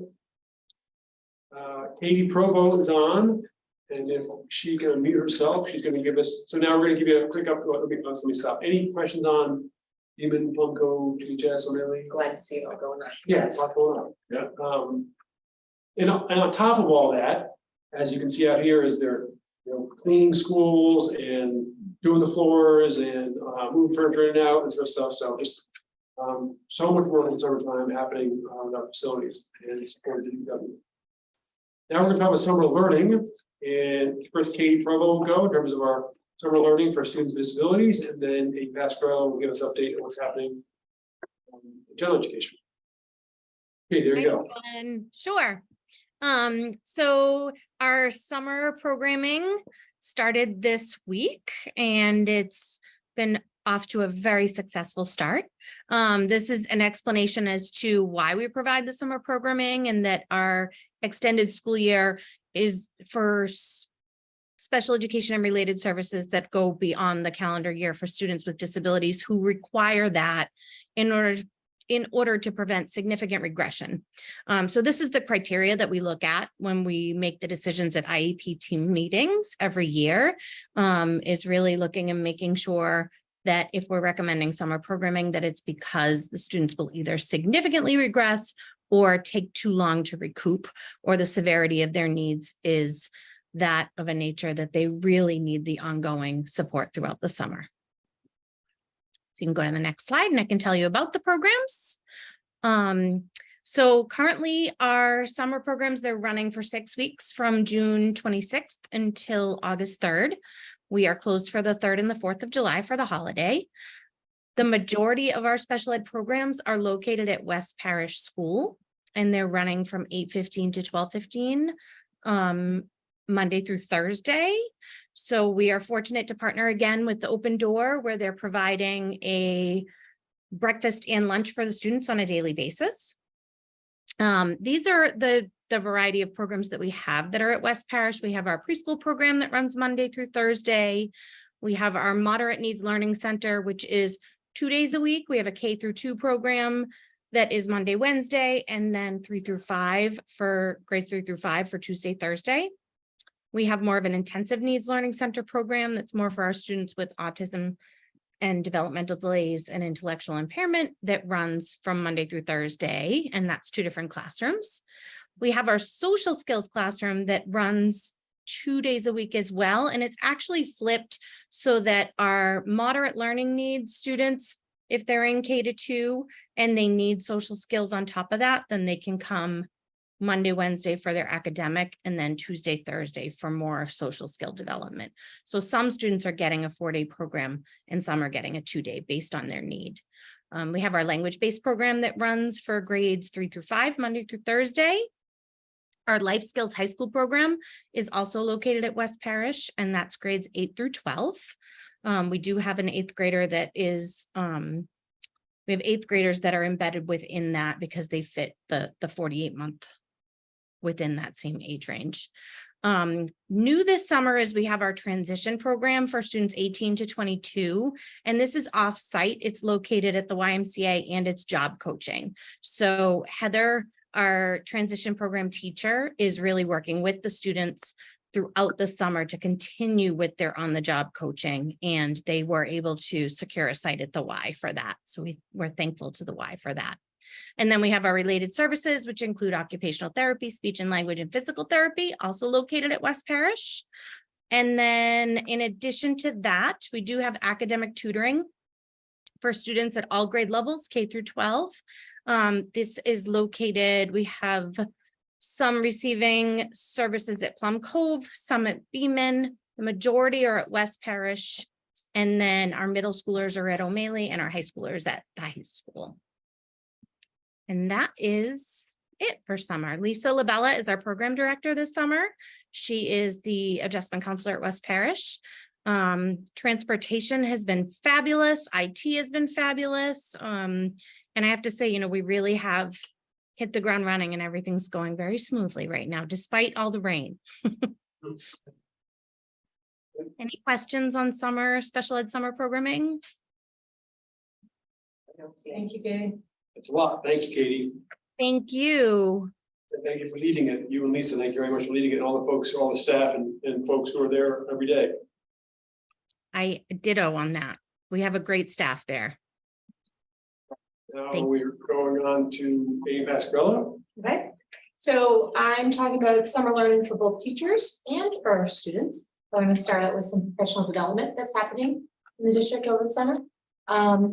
If you remember, our K-5 math coaches came and presented the Fact Fluency, wonderful thing that's taken off. They have a new book study that they're running that is filled in a waiting list to go on for teachers to run it. It's very exciting. And this is a parent's guide to K-5 mathematics. So they're really focusing on how to engage parents more in the math curriculum and to support parents in supporting students through math. So that's going on currently. In literacy, we have already had, it's only 2 weeks into summer, we've already had a full day wit and wisdom training in person for writing. And that's for our new adopters. And then the following day, we had a half day on wit and wisdom testing, and a half day in the afternoon, same day, was on wit and wisdom fluency. Those 2 trainings were virtual and more well attended. I think people liked the choice of live it from home. They had about 25 in both of those, and fewer in the full day in person. But the trainer was excellent, and very excited. We are having a letters course that's not misspelled. That's what it's called, the letters course. And it really, we have Shannon Camo, who took a letters training this year. It's on the science of reading, and she's offering her knowledge back to the district. And we have teachers all the way up K through 12 that are joining this course because the science of reading applies to everyone. So it's really nice to see teachers signing up for that. There's curriculum work across the grade levels. We have study groups for like there's a kindergarten study group for Wit and Wisdom, so the teachers are getting together and they have some hours that they're really breaking it down and getting ready for the fall. We have groups at the middle school looking at civics curriculum and diving into the ELA curriculum. We have many, I think we approved maybe 20 plus curriculum groups at the high school, looking at everything from science projects to ELA and math. And it's very exciting when teachers are able to submit their proposals and they are approved by their principal. So everything that's being worked on is aligned with the school goals and the district goals and aligned with the standards, of course.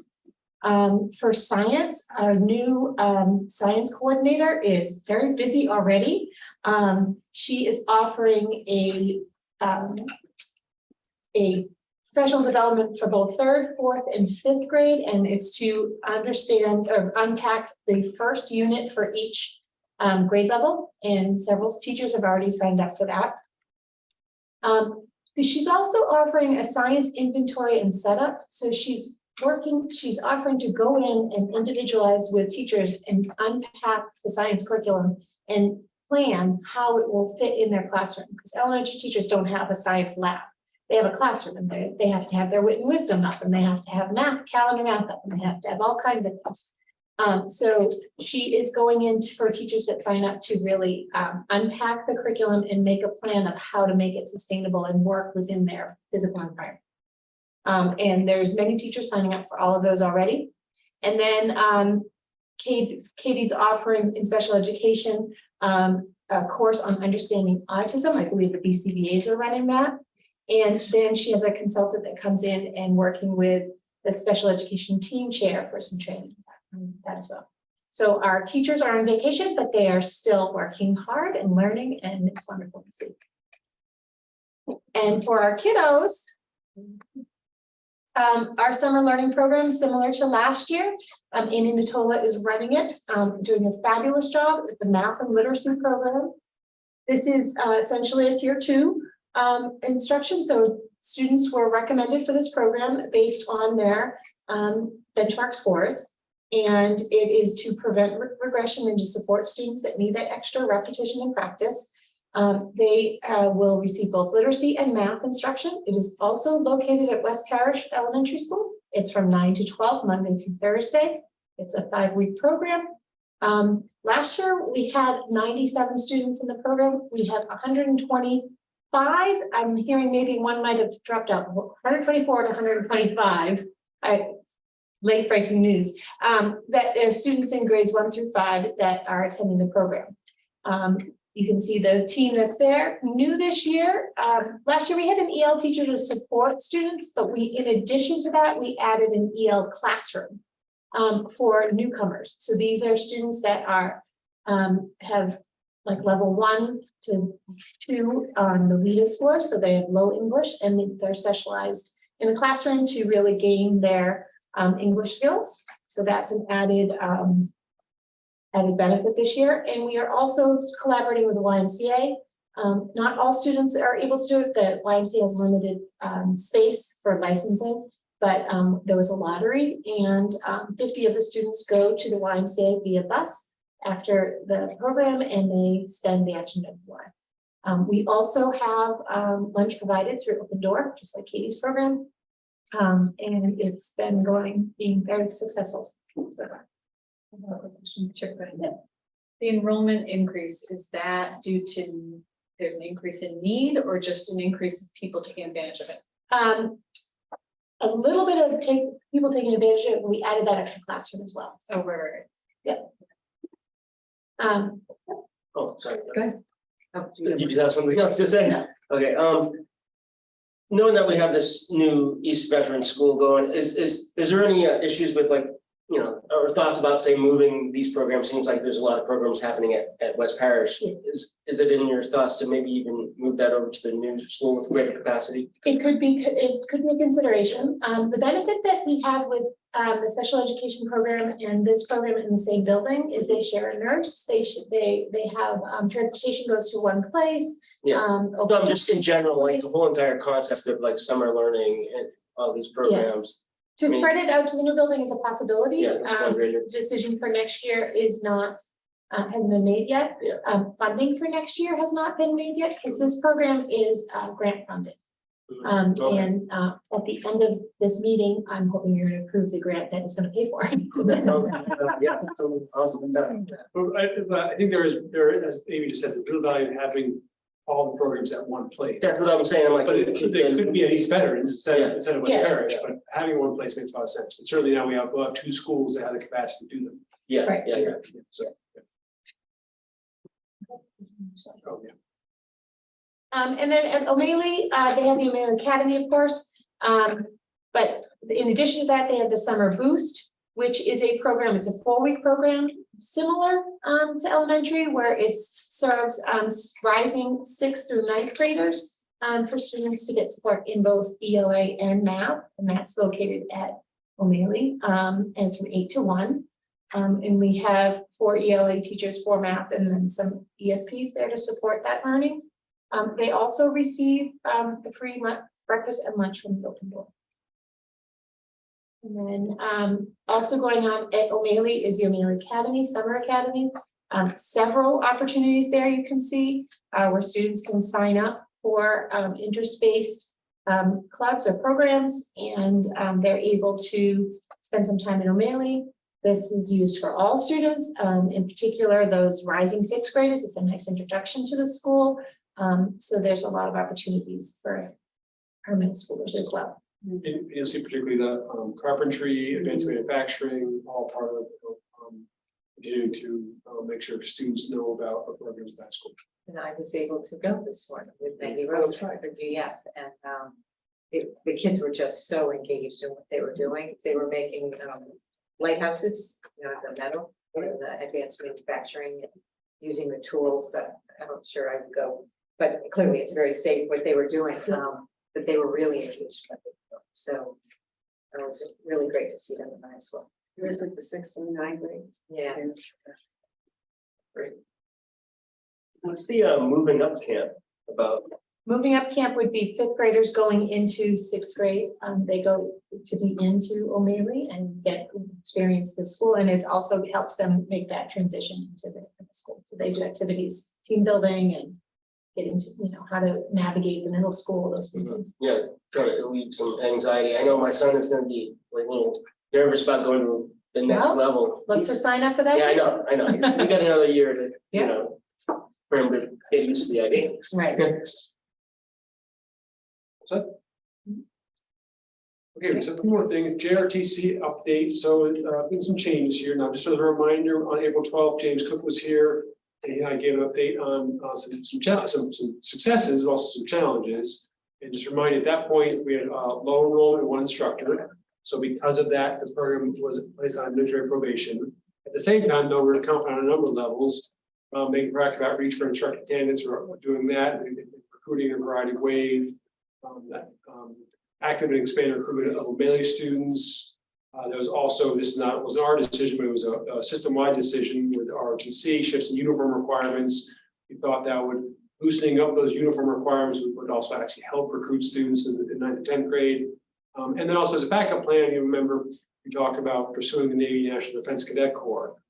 And that would be necessary if we couldn't get a second instructor and couldn't get enrollment up to about 80 students. The enrollment actually, the recruitment work has been going quite well, or was going quite well. And we're getting close to 80 students for next year. But then through another curveball, fortunately, head instructor Matt Sergeant Carcel DeVoe is moving on. He is resigning effective August 1st to move south with his wife, and which is really unfortunate. Master Sergeant has been a great member of our staff and our community in so many ways. So losing him is a little disappointment. And that also though puts the program up in the air for now. And so what we are doing, and we're working with the Marines closely on this, and we have to now shift our focus on hiring a new head instructor. We've gotten canvassing for receipt from the Marines. Vita Brini, the Director of Veteran Services, is helping us by reaching out to local veterans departments and also the 3 closest Marine bases. We're possible candidates. This does mean, if we cannot get a instructor for the fall, that Jane Cook will be named as the administrative program, and that's really a formality because they need someone who's responsible for all the equipment. When naming James administrative program, he's taking responsibility for all the equipment that we have here, equipment, uniforms, that's just the stipulation they have. He's responsible for that. And then program officer will remain on administrative probation while we recruit a new head instructor. And then also second instructors at some point as well. We are continuing as a backup, really as a plan is continuing to pursue the NNDCC program, the Navy program, that may come into play here. Not sure yet. So it's what the Marines certainly know, clearly for myself and James directly, because we've been talking quite a bit, is that, we are JROTC program at Gloucester High is a really big deal. It's really important to this community. It has been, active in this community for decades upon decades. And so we want to continue. And that, they're a great part of our school community in many, many ways. And we're doing the work to make sure we can keep it going. But there is a good chance that we will not be able to offer the classes this fall if we can instructor. But doing everything we can to make sure that keeps up. Doesn't mean if that's not possible, then we'll continue to work until we get an instructor. That's essential. So there are some challenges around people when they retire from the military often go south for some reason. As opposed to staying up in north New England. Think of a couple. What's that? I can think of a couple. I don't understand that, but anyway. So I think often they're retiring from bases that are down there as well. So anyway, so it's not an easy challenge, but it's one that we're trying to remedy and but I have to continue to work hard. Quick question, Ben, on a separate track, are we, Navy National Defense Cadet Corps? Yeah.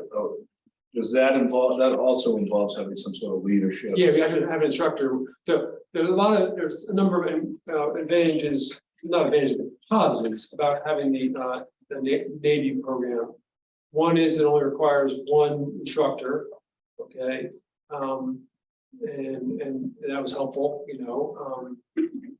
Two, its curriculum is a little more closely aligned with our resources around here. The sea and ocean, being part of that, obviously, and also even pursuing career pathways as well. So that's a plus. So that's, but we still need to be an instructor. Yeah. That's still. But it opens the field, you said, Coast Guard, Navy, and Marines. One would think. Sorry, I couldn't hear you. You said it opens the possible instructors, Yes. Navy, Marines, and Coast Guard. That's right. That's exactly right. Yeah. Right now, we're currently just Marines. No, Navy too? like Master Sergeant Rose, Navy, I mean, they can do a variety as well, but it does give us a little more flexibility. I just don't know the specific details of who Yeah. can and can't. But it does give us more flexibility on that as well. And so, so there's some recruitment advantages, there's some, just sort of place advantages. There's also just in terms of resource advantage as well. So that's not a small thing, it's a big thing, a little challenge we have, but we're really committed to the program, obviously, without doubt. And looking for support, people ideas, recruitment, that sort of thing, so. Questions? So there are two more things to go, and we can do them in order you like. Next was the disposition of the contents of the two schools, and then my evaluation. I think I'll just continue on this. Is that good? Okay. There you go. Awesome.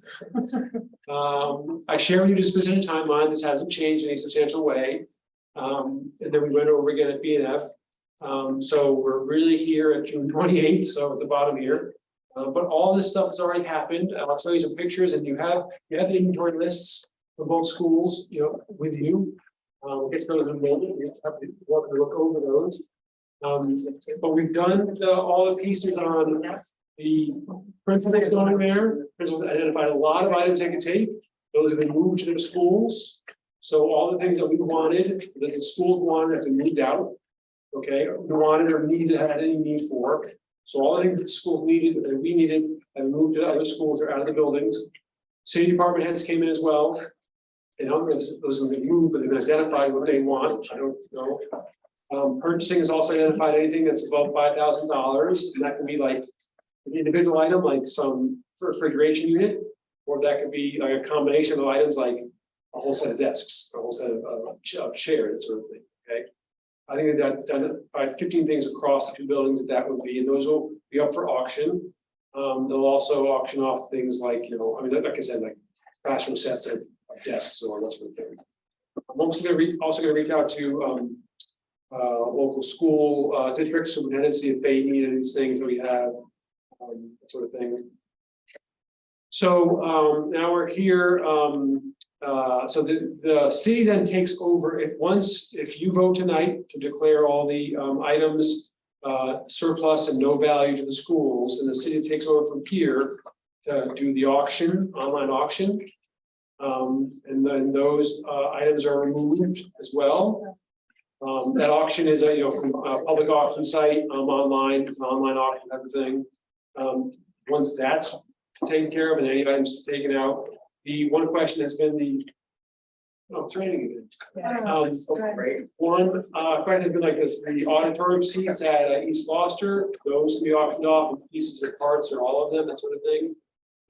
Bids on those as well. Once those pieces are removed, then on July 20th, we'll get a quotes from different bids rather from different providers on what to do in terms of disposing of what's left. And it won't be that much stuff at that point, but that could be a company rather who disposes them through landfill, or another company may propose to dispose them through some landfill, some recycle, some reuse, some donate. So we'll get, the city will get pricing for that for disposing of what's left. We will not do July 21st. You say remaining surplus items. We won't move them from St. Anne's to TGS. We will. That's been changed. Anything left at St. Anne's will be taken by this. The person who's going to dispose of everything based on they let's dispose of it after that. Again, the disposal could mean recycle, reuse, donate. That'll depend on what's left and what quotes the city gets. So I just want to show you steps from here. I sort of just described this already. Just so you know, some folks are asking about fixtures at East Gloucester. Fixtures and things that are attached, to the school are part of when the building is declared surplus. Okay? Any value, things like that, pipes or fixtures or I don't know what else you would have, is when the building, the ETS building is declared surplus. You're just declaring tonight surplus the items within it, and you have the list of those. So this is what the classrooms, I think these are all St. Anne's. You can see, they're cleared out substantially. There are no items of but there are desks and tables, as it says on the inventory. These are sorts of things that people, people or other school systems might claim. We'll offer them other school systems. They can be auctioned off. Things like you see the whiteboard there. Those are not going over to the school because we're getting new ones, but that might go. That might be one more thing that goes with individual to those. You can see again here on the right-hand picture, you have the crates that are all packed up in this classroom, and you see this in this classroom. There's just some chairs left. That's it. Okay. It's essentially all that's there. On the left, really the same things, sort of odds and ends, bits and pieces. An old office chair, and some and a few desks. Teachers' desks problems there are. And then on the left-hand side, are the things that are being moved over to East Veterans. The one that is again one that's entirely cleared out basically. And those are all things that we go over. One last one. This is, as you can see, chairs here, and those can be claimed by people either from the school department, or if anyone wants 20 student chairs at their home, they can do that too.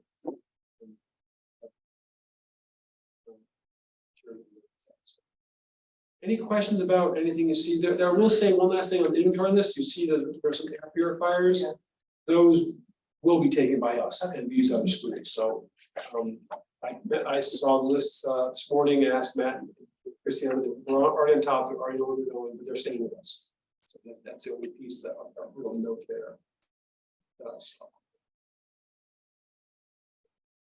Safety components being purchasing is a huge help on all this.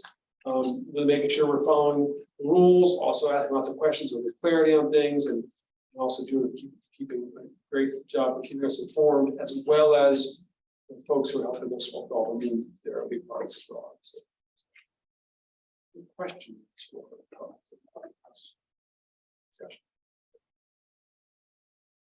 To declare. Yeah. These items on these. Surplus. Exemption of the. Yes, we did, yeah, as surplus and no value to the school. I move that we declare the items listed on these two documents presented today surplus And no value. and of no value to the school districts. Second. Except for the air purifiers, which I was gonna ask you about. Okay, So moved. second. Oh, you're. Okay, any discussion? The only thing I'd add is that then allows the rest of the process to go forward with the other disposition of them in terms of auction and then ultimately, disposal or use. I guess I got this.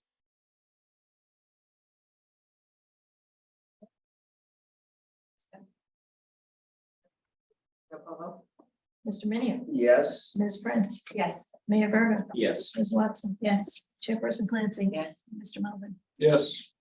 You want that list attached to the minutes? Yes. I don't need one. That's fine. I'll give you one tomorrow. I have pressure. I do want to thank a couple of folks here. Obviously, not obviously, but Christy Lambert and Matt Busco, of course, are continuing great work. It's also two sort of on Herald the Stars and all this is Amy Natola and Casey Hubney. Both Casey Hubney is a physical education teacher will be one of them at these veterans. She's been at veterans for quite some time. Amy Natola, who's sort of speech pathologist, but also jack of all trades. What's that? Teacher here. She's our teacher hearing impaired, but also jack of all trades. As you heard tonight, she's running our summer learning program at West Parish for K-5. Sorry. They've both been a really big help and support to the team at veterans in East Gloucester as they go through the process. They will continue to work with us in the summertime, developing things like the arrival dismissal plan, emergency plan, and sort of stuff. So just really want to just thank all four of those people, particularly Casey and Amy, who sort of are working a lot behind the scenes. Good question. What do we see as a timeline for declaring East Gloucester school surplus? So no real rush on that. Want to make sure we're rebuilding everything. So that's I would expect September. Okay, On that? well, that's Yeah. quick. Yeah. The last time we held on to the school, I think, for 5 years. Oh, yeah, no. Yeah, thanks to that. I mean, September, I mean, it could be October. So this year, maybe. Yeah. Nothing for September, that's for sure. Yeah. But we haven't really discussed its exact date or that sort of thing on that, but. As an aside, because as Sam just mentioned to me, that the Open Space Committee is ultimately, it's over. They had a meeting when I started to start the discussion about the East Gloucester site. But obviously, nothing happens until we declare surplus. Right. City council Right. surplus. We're still unsure if they have to, because we're keeping the property. So I guess the council had to declare the building surplus, they let us tear it down. Anyway, we'll work with Suzanne again. I just want to get it in your hands so that Oh, I do we too. done our part, that's all. Yes. And others do as well.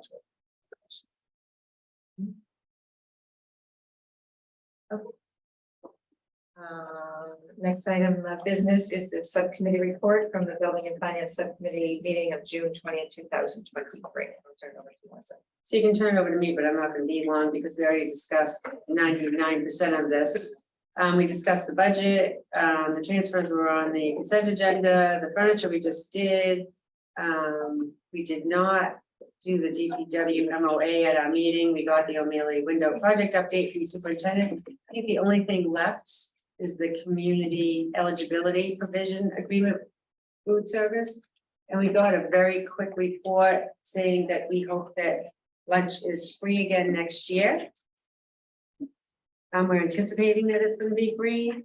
The district overall is 40% low income, so we're eligible for the free lunch. And the plum code has 30% itself. That's how they look at the district as a whole.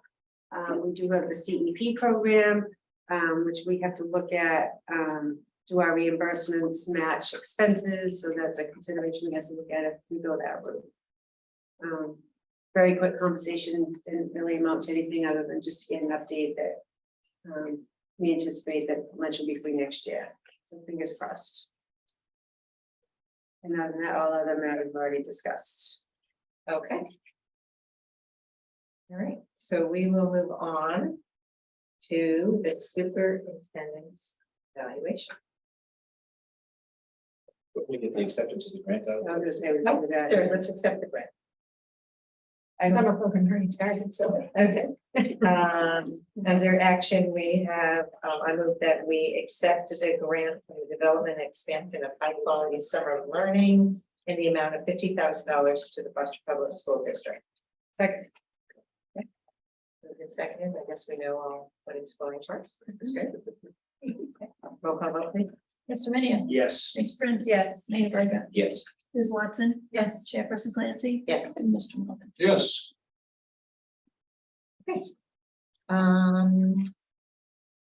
So I sent it to everybody, the consolidated version of excerpts from people's evaluations. I didn't put it all in the consolidated one, but so I'll go through that, but I just want to highlight consistent messages, just a few, that Ben has a very real human side to him. He's empathetic as a leader, he's a good listener, great sense of humor, and truly cares. I think it came through with everybody. There is faith in his confidence in all phases of his leadership, his ability to learn and grow in his position, and as we encounter new situations. And the last thing that everybody expressed was overwhelming confidence in you leading our district into the future, currently what's ahead. Excited to see what other great things that will happen in the district. So those are kind of some summary. I will say, I looked up the Department of Elementary and Secondary Education because I want people to understand that proficient is a very high bar, and this is the same rating scale that our educators across the state are evaluated on. So proficient, the definition is performance is understood to be fully satisfactory. This is rigorous, expected level of performance, demanding but attainable. And I remember when this system was put in place, everybody hammered home how difficult to get a proficient was. And that exemplary should not have been given out, I think, in the first. It was like, don't give everybody Or to anybody ever. forever. So exemplary performance represents a level of performance that exceeds the already high standard of proficient. A rating of exemplary is reserved for performance that is of such high level that it could serve as a model. And I think we'll see through some of these reviews that there are things Gloucester's doing that superintendent that we're looked to as pretty darn good in many ways. So. And I will give everybody an opportunity to say things at the end if I do not cover what point you wanted to make. So I think I'm going to go through this standards first, and then kind of the overall comments after that, so that we can talk about what the pieces are. So the first one is instructional leadership. And on instructional leadership, the overall ratings were 2 for needs improvement, 5 for proficient. And in the categories under curriculum, anybody want me to read through all this description? No. No? Okay, curriculum 7 Rated proficient, instruction, 1 rated needs improvement, 3 proficient, and 3 exemplary. Assessment, 2 needs improvement, 4 proficient, 1 exemplary. Evaluation, 2 needs improvement, 4 proficient, 1 exemplary. Data informed decision making, 1 needs improvement, 2 proficient, and 4 exemplary. As I said, the overall ratings are 2 needs improvement, 4 proficient, and 1 exemplary. And just a few of the comments that were made. Mr. Lummis is very disciplined and sets the bar high for the entire district with regards to measurable assessment and instruction. I've come to appreciate his ability to stick to his long-range vision and to hold people accountable to achieve that vision. Another comment, Superintendent Lummis sets a very high bar for himself and all staff. He and his leadership team are making great strides in all aspects of student engagement and learning. Presentations to the school committee are informative and highlight progress in areas for improvement. The collaborative approach to evaluating and selecting curriculum changes led by teachers have brought positive results. I look forward to continuing growth for our students and staff. Next one, Superintendent Lummis is well on his way to exemplary in this area. He and his leadership teams continuously review data to identify gaps in student learning with constant goal of improvement.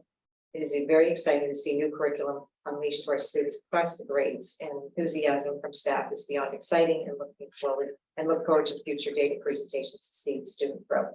It is comforting to know that decisions for student learning are made collectively without fear of making a mistake, knowing there's an opportunity to learn from something that doesn't work. Next standard is management and operations. 4 rated overall proficient and 3 rated exemplary. The pieces are environment, 5 proficient, 2 exemplary. Human resource management, 1 needs improvement, 5 proficient, 1 exemplary.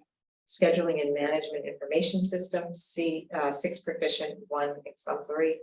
Law, ethics, and policies, 4 proficient, 3 exemplary. Fiscal systems develops a budget that supports district vision, 4 proficient, and 3 exemplary. Some of the comments, the budget process this year has been transparent and thorough. Mr. Lummis has kept the school committee, district staff, community, city council, and mayor well informed during the building of the most recent budget. The budget is honest and needs-based while not losing sight of achievement and progress in light of skyrocketing cost increases. Next comment, Mr. Lummis certainly meets or exceeds all measurements as they pertain to management and operations. Our schools feel safe and resources are used in an appropriate manner to achieve district goals. Next one, the mark of a good executive leader is who they have chosen for support roles. During my initial tenure with the school committee, I have been concerned with turnover in key positions, especially assistant superintendent, food service director, and now middle school principal. While the world has turned upside down with respect to pandemic effects, it's understandable that individual staff have reevaluated life, blah, blah, blah. I need to actually put that in there. I'm optimistic that Mr. Lummis is fully capable of finding and recognizing talented professionals to further the school committee's vision and to execute these goals towards that effort. That's management.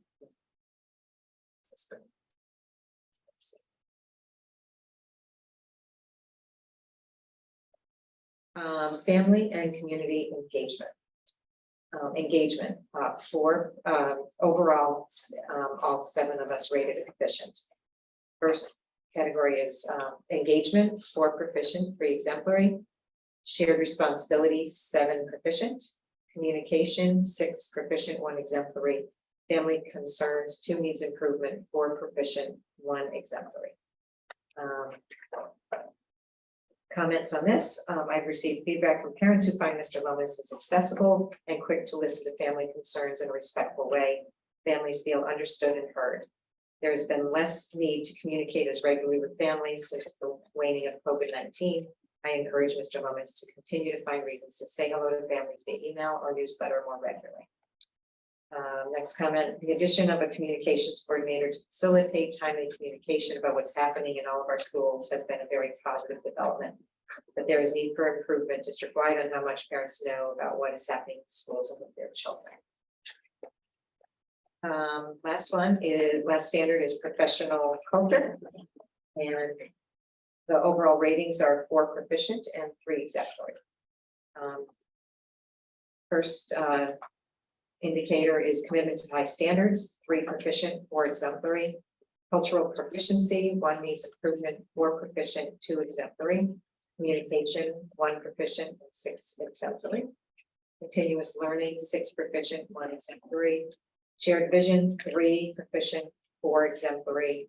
Managing conflict, 2 needs improvement, 3 proficient, and 2 exemplary.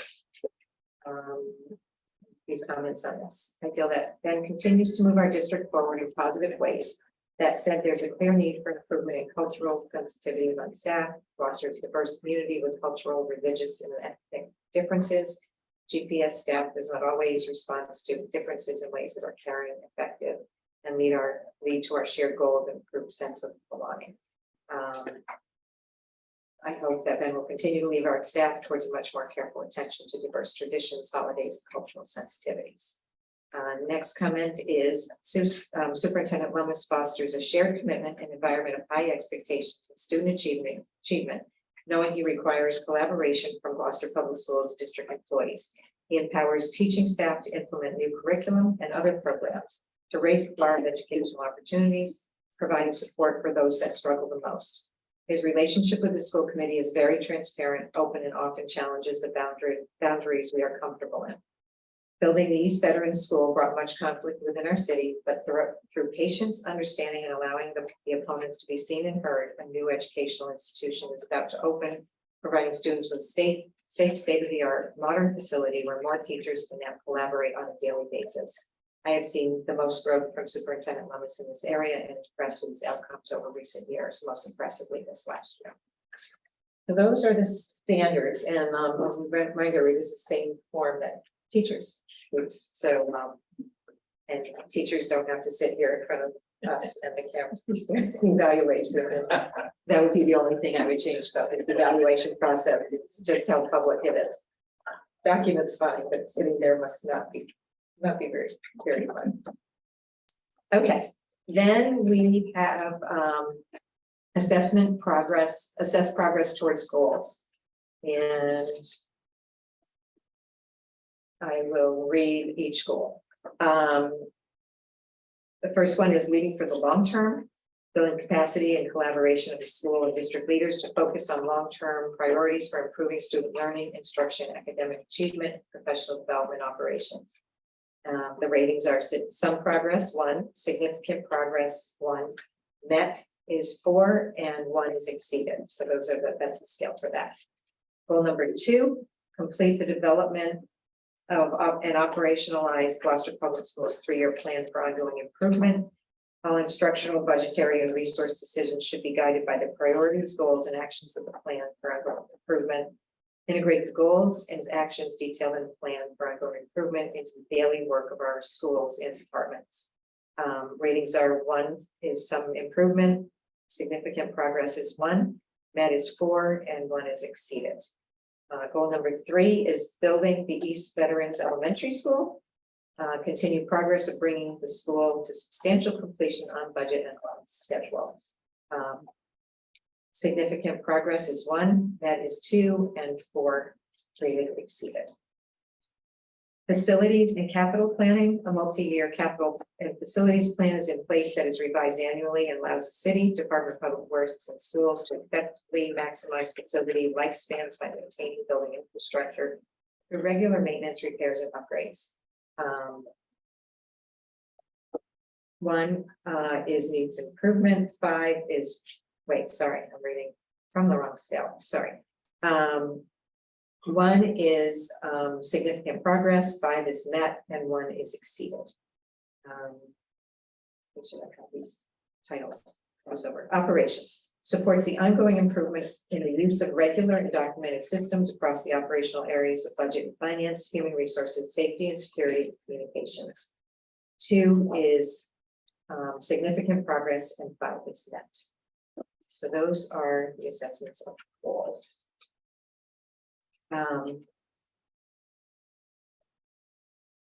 So the overall rating, based on all the standards, is 6 proficient and 1 exemplary. And then I pulled pieces from everybody, so there's comment from everybody, but if there are things you'd really want to say yourself in your own words, don't, and everything else at the end, you may do so for the record. Superintendent Lummis is doing an admirable job leading our school district. His commitment to the constant challenge to improve teaching and learning should be applauded, recognizing that a school should not be defined by test scores alone. Knowing the diversity of our student body consists of challenges, including but not limited to language barriers, disruption in students' education, homelessness, cultural differences, and more. I am always impressed with Superintendent Lummis's thoughtful manner to seek reasoning behind a complaint or demand while seeking the point of compromise for a resolution. He displays exceptional sound judgment, usually after consulting and listening to the concerns of staff members. There are very impressive happenings within our school district, and I truly look forward to the next few years to celebrate the successes which are about to emerge with great work going on under the leadership of Superintendent Lummis within Gloucester Schools. Next. Ben Lummis is a compassionate and effective leader. He guided Gloucester through the pandemic, and he continues to lead our district with a steady hand, working to improve curriculum, social emotional learning, and staff support and training while avoiding too many shiny objects along the way. I completely support Ben Lummis and his vision for our schools. Any lower ratings in this year's evaluation simply reflect the turn we are all taking to move away from pandemic while dealing with the increased needs it has caused and revealed. I know that under his leadership, we will move towards positive, broad-reaching improvements for every student and family in the district. Next comment. I'm certainly comfortable rating Superintendent Lummis between proficient and exemplary, leaning towards exemplary. As school committee members, we see what's presented to us, and Mr. Lummis puts together informative and pertinent material on all school matters that serve the community and district well. He's a tireless worker and one that leads by example. He sets a standard for all people involved with Gloucester Public Schools that is important to emulate and maintain. I appreciate the value he puts on education and on each student being a welcome and valued member of our educational community. Next, Mr. Lummis is a big picture thinker that doesn't get distracted by shiny things. He keeps his eye on the horizon while furthering the district goals. He is well spoken and to the point while being compassionate and at times humorous. At community meetings, he provides pertinent information, adding important context when answering the questions. Mr. Lummis has a strong ability and willingness to delegate appropriately. He surrounds himself with trustworthy individuals and allows staff to answer committee questions when he realizes they can provide the best answer. We do have challenges ahead and much work still to do, but with Ben aboard, I'm confident our district will continue to produce superb graduates that better our community and the world at large. Next, Mr. Lummis appears to be very aware of the needs of the district as evidenced by the plan for ongoing improvement and the topics presented as evidence in the monthly leadership meetings. I have no doubt with another year of more typical day-to-day operational challenges versus crisis management, more progress will be made by the superintendent on instructional leadership in both collective and individual supervision and support of leadership staff. And finally, words that immediately come to mind regarding Superintendent Lummis's leadership style, caring and compassionate, which he shows for each and every student in Gloucester Public Schools and drives his work on instruction and support. He talks transparently about challenges and celebrates achievements with joy. He knows many of the students by name because he's in our schools regularly and engages with them. Superintendent Lummis has set a very high bar for himself and all staff and works tirelessly in his role as superintendent. The plan for ongoing improvement details the thoughtful work that is ongoing around the district at all grades levels as staff has contributed to raising the bar for meeting the educational and social and emotional needs of our students. I'm confident that under Ben's leadership, our district will continue to strengthen and excel. So that's just consolidated. And I welcome everybody, anybody, if you feel like you want to expand or say anything. Basically crawling out of the. Now is the time, and you don't have to if you feel like you said it in your review and I captured what you wanted me to capture. I just want to say, thank you for that, because I think that excellent consolidation, probably one of the best ones we've ever had. So kudos to you and all the work. Everybody's very thoughtful evaluation. Yeah, it was good. I think I don't really want to add anything, but I just want to say, as far as more comments to your evaluation, I'm just very impressed with the amount of work that gets done from you in your office, knowing we have a small district, like you don't have a lot of staff, like someone that's in charge of communications only, that you can say, okay, I'm just gonna delegate that and walk away from it. You're actually doing the work, right? And together, both of you, I mean, I could give you the same evaluation. Your hands are in every aspect of this district. So it's hard to just, when you're trying to rate whether you're proficient or exemplary or needs improvement, it's difficult because you're very good at what you do, and I just can't imagine how well this district would be if we had more of you, right? So that you, because you have so much going on. Slowly, so I'm getting more. So I think when you're in a smaller district, and I mean staff wise, right? Yeah, It's difficult to evaluate you because you can't take the credit for those that you lead. I mean, you can for some, but you're just responsible for so much. But I would just love to see your student growth on it, your superintendent growth on a chart, because your trajectory is in the right direction. Considering you've only been a superintendent for 3 years, 4 years, during a pandemic and everything else. Does that your count? I guess it does. Yeah, Your yeah, count that- is like 4. Yeah, that kind of, that counts. I mean, I was one of those in training where they said you don't give anyone exemplary. Maybe the superintendent that's been around for 25 years, it's the role model for all superintendents out there. And so if I even try to give an exemplary, I'm like, oh my God, am I able to do this, right? Should I be doing this?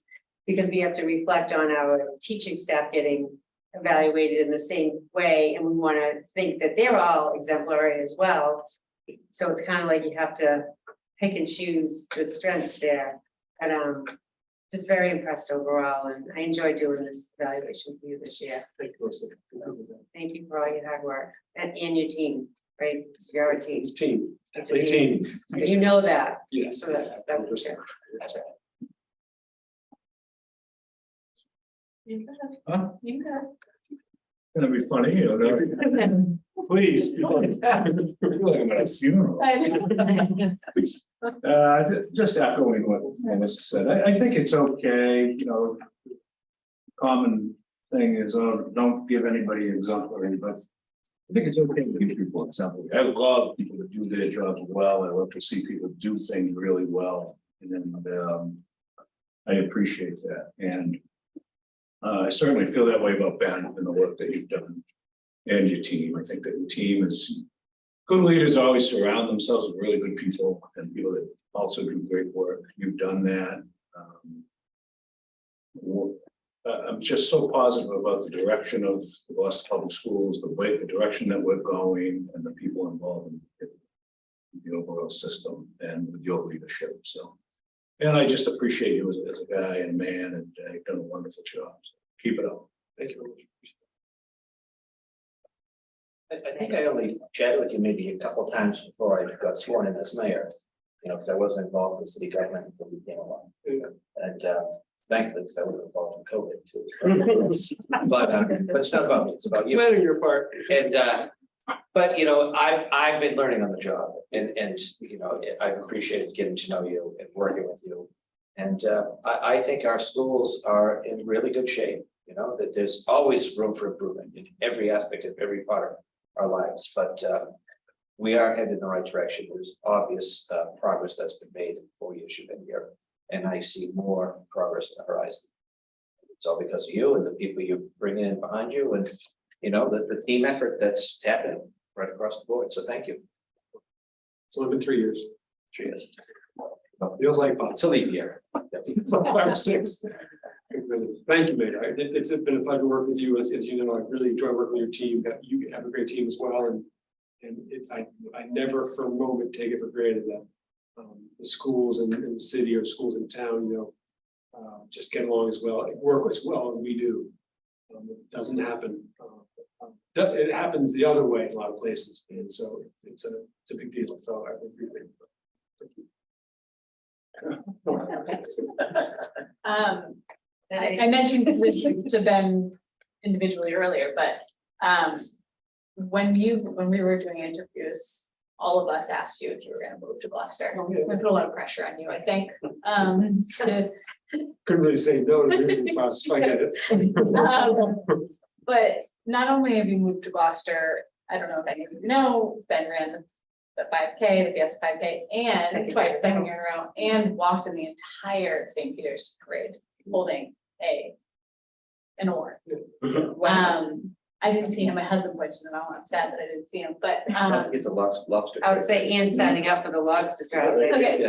so I'm saying that because in this community, and I'm sure in others, but particularly in Gloucester, it means a lot to show up and be a part of this community in a real meaningful way. And you have done that. You've shown up in the community, but you've also been very accessible to families, been a good listener to families, and your door's always open. I've heard people say like, they've gone out of their way in that office to make sure that we can meet with him, right? Like offering us multiple times to make sure that we can meet with him and have a conversation with him. And that approachability, and that sort of like community player just goes a long way in this meeting. And I appreciate that. And everyone knows, and I say whenever I can, that Fallis community is a great place to be, to work, to live, to be part of the community, and so it's real joy. So, Yeah, I was gonna say something similar to what Sam was saying, is like, beyond this evaluation in your job as superintendent, you are, seemingly becoming a Gloucester resident, I just say Gloucester Park. Is there like a word for somebody from Gloucester, right? at least 44 years and 4 generations. Yeah, I mean, like, Gloucester is a very accepting place, and I think, and like anyone from Gloucester who sees someone who chooses, like coming from out of Gloucester, coming into Gloucester and choosing this as their home, we respect that, and you have a lot of respect for the community as a whole, the whole entire, Gloucester experience. You seem to be owning it, and that goes a long way to, people accepting you as a superintendent, and realizing, you're not just here to do the job, you want to be part of the community. So that's something I really appreciate, and I'm sure everyone else in the community does. Thank you very much. You walk the walk. Walking the walk to bring us. I know, that next year I'm doing one. My family asked me, my siblings said, did you walk the pole? And I said, no, I'm gonna wait till I'm older so I can really hurt myself. I just- Yeah. And I'll just close by saying, I am just always amazed at your command of just every piece. Your job is a very big job. And there's so many things that you just stay on top of, and even though someone else may be doing it, you clearly know exactly what it's expected, and can speak to it if they're not in the room.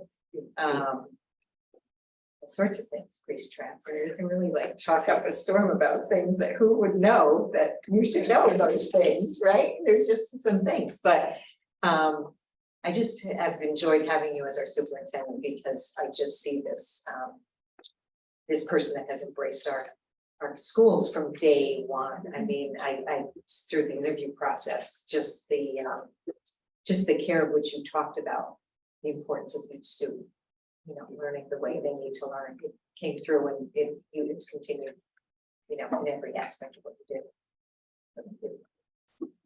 Okay, thank you, folks.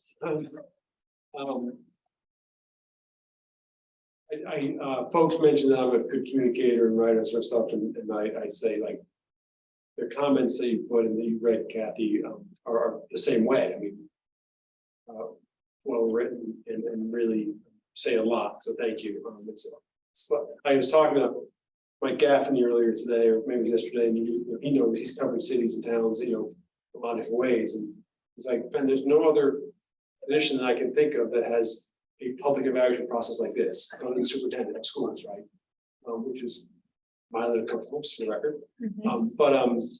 But I really do appreciate how open and honest the folks are, how concrete, specific on things that I know we can do better, but also just recognizing the work that I'm doing.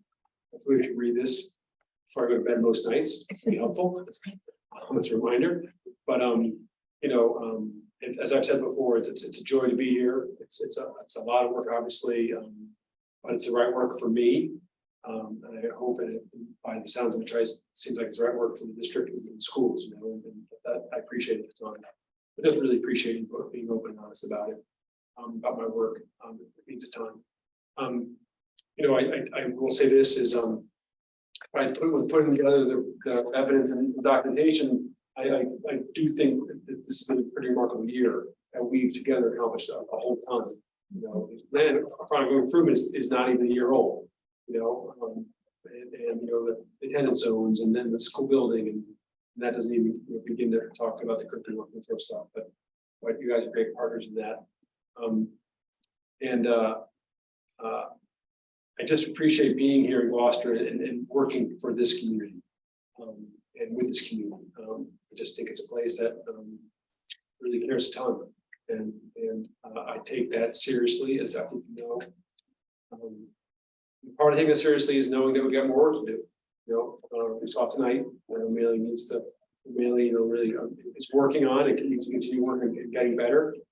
We've got to make sure, as I said earlier, that all our students really know that they belong in our schools, all of our students, that they're really engaged. And that means that, you know, they need to make sure that our educators and staff need to make sure that our kids know they care about them. They do, obviously, but everyone needs to know that, because then those kids will really learn well. And that's a place we need to continue our work on.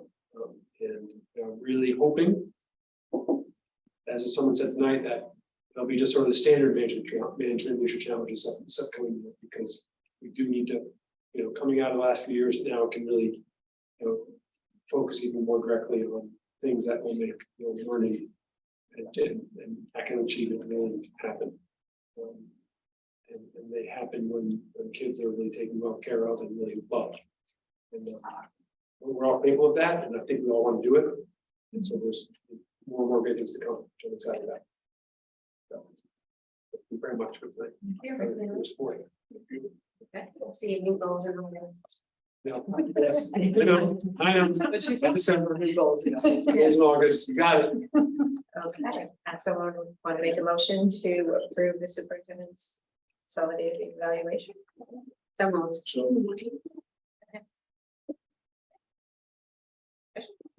Exactly, go ahead, Rich.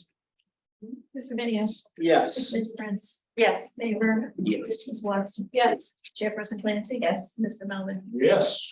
Okay. Motion to adjourn? Uh, Oh, no, we have. there's an East Gloucester update. There's nothing to talk about, right? Furniture delivered? Yeah, I haven't heard about that, but I think it was supposed to be, I'm sure it was. No, they just plugged it away. So we knew everything. I didn't check on it. It's been a big issue, by the way. No, Just wanna make sure it's there. no, there's, you know, nothing of, you know, keep on working things. I mean, they were working really hard, really fast to get this thing done. Trees around, plantings. Yeah. I feel glad it's been the switch gears on, like, that's what, August was it, or? No, I think September, I'm not sure, but we'll get occupancy with the temporary switch gear, no problem. But no, they are meeting, you know, and so 30th, you know, substantial completion around the corner. Yeah, so all happening on time, under budget. And the last thing I have for business is to refer the superintendent's salary to personnel. Maybe we do it July 19th. We have a meeting in July. No, personnel, because, we have, Well, there's some negotiation. the negotiating team. Well, that's their fault. No, but that could, we could, Did do it. just with personnel. Me, Kathy, Laura. Laura. Yeah, so if you were available on July 19th, well, we can talk schedule later, but there's a to do it on the day. What subcommittee are you on? Programs. Oh, okay. Is that me? We met, yeah, Maybe we should throw O'Malley to vote. It was already on there. Radar. Happens in events in program and curriculum. The highlight. Motion to adjourn. So moved.